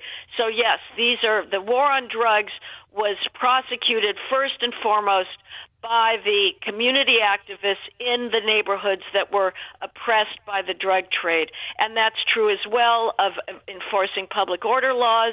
Poll after poll shows, again, the people that are living with the disorderly conduct. I've been to police community meetings in the South Bronx where people say, there's kids hanging out by the hundreds on corners. Why can't you do anything? Whatever happened to loitering laws? Whatever happened to disorderly conduct? And the police say, well, our hands are tied. We've got some constitutional barriers to enforcing loitering or trespassing. But they know that allowing the disorder to run riot is what leads to stabbings, it what leads to shootings, and it basically makes life miserable. Heather Mac Donald is the Thomas W. Smith Fellow at the Manhattan Institute, author of When Race Trumps Merit, How the Pursuit of Equity Sacrifices Excellence, Destroys Beauty, and Threatens Lives. When Race Trumps Merit is the book. Heather, thank you as always. Appreciate your time. Thank you, Dan. And Heather joined us on Chicago's Morning Answer.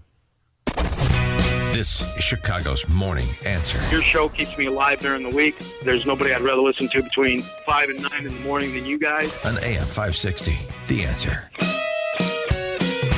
Did you know most remodeling mishaps start before construction even begins? Here's something else you should know. At Forever Remodeling, we do things differently.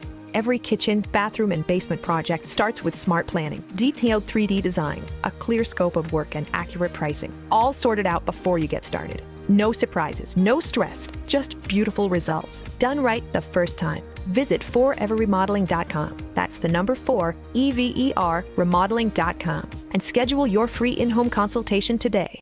She's unafraid and unapologetic. She's Laura Trump, and she's shaking things up on the Right View podcast on the Salem Podcast Network. We're now in a midterm election year, and the Democrats, I think, are panicking. They have very little to run on. The faces of their party now are socialists. Democrats, I think, are probably looking at Tim Walz and they're like, we don't need the distraction of another failed Democrat. Subscribe to the Right View podcast with Laura Trump on Apple, Spotify, YouTube, Rumble, or at SalemPodcastNetwork.com.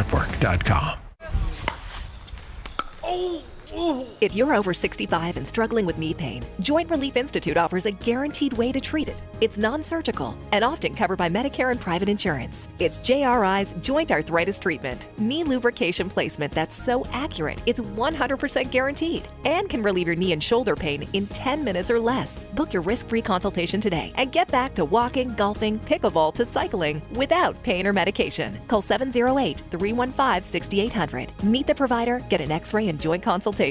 Why wait? JRI has treated over 30,000 Chicagoans and performed over 400,000 procedures. You could be next. Over 5,000 5-star Google reviews can't be wrong. Stop living in pain. Call the Joint Relief Institute today, 708-315-6800, or visit jointreliefinstitute.com. Locations in Glenview, Oak Brook, and Orland Park. That's 708-315-6800 for the Joint Relief Institute. Medicare and most private insurance plans accepted. When someone you love is living with memory loss, finding the right care isn't just important, it's everything. At Terra Vista of Oak Brook Terrace, memory care isn't an add-on, it's all we do. When Mom moved into Terra Vista, everything changed. She's safe, engaged, and surrounded by people who truly understand dementia. And I finally get to just be her daughter again. Terra Vista was built specifically for caring for those with Alzheimer's and other types of dementia, with secure indoor and outdoor spaces, innovative therapies, and a community that feels like home. Residents stay active, connected, and respected every single day. And the best part? Mom can live with dignity, and I have peace of mind. If memory care is in your future, choose the community designed for it. Choose Terra Vista of Oak Brook Terrace. Schedule a tour today at terravista.org. Again, that's terravista.org, and tell them AM 560 sent you. Terra Vista, where memory care lives. AM 560, The Answer. Text from 773. Great program today, guys. Thanks. Thank you. Appreciate that compliment. Appreciate people tuning in and calling in and texting in. We got a lot covered today. We'll round out the week with more tomorrow, so you want to tune in for that. Don't forget, I did post that interview from earlier in the week on X at Dan Proft of Greg Bovino. It's a good one because he provides a lot of details that I don't think he's provided elsewhere. Thanks for joining us. It's now 9 o'clock on AM 560 WIND Chicago. He has left Davos. I'm Dave Anthony, Fox News. After President Trump wrapped up his visit to the World Economic Forum in Switzerland, establishing a new board of peace. We're committed to ensuring Gaza is demilitarized, properly governed, and beautifully rebuilt. He's chairman of the board that some U.S. allies don't want to be part of. The president says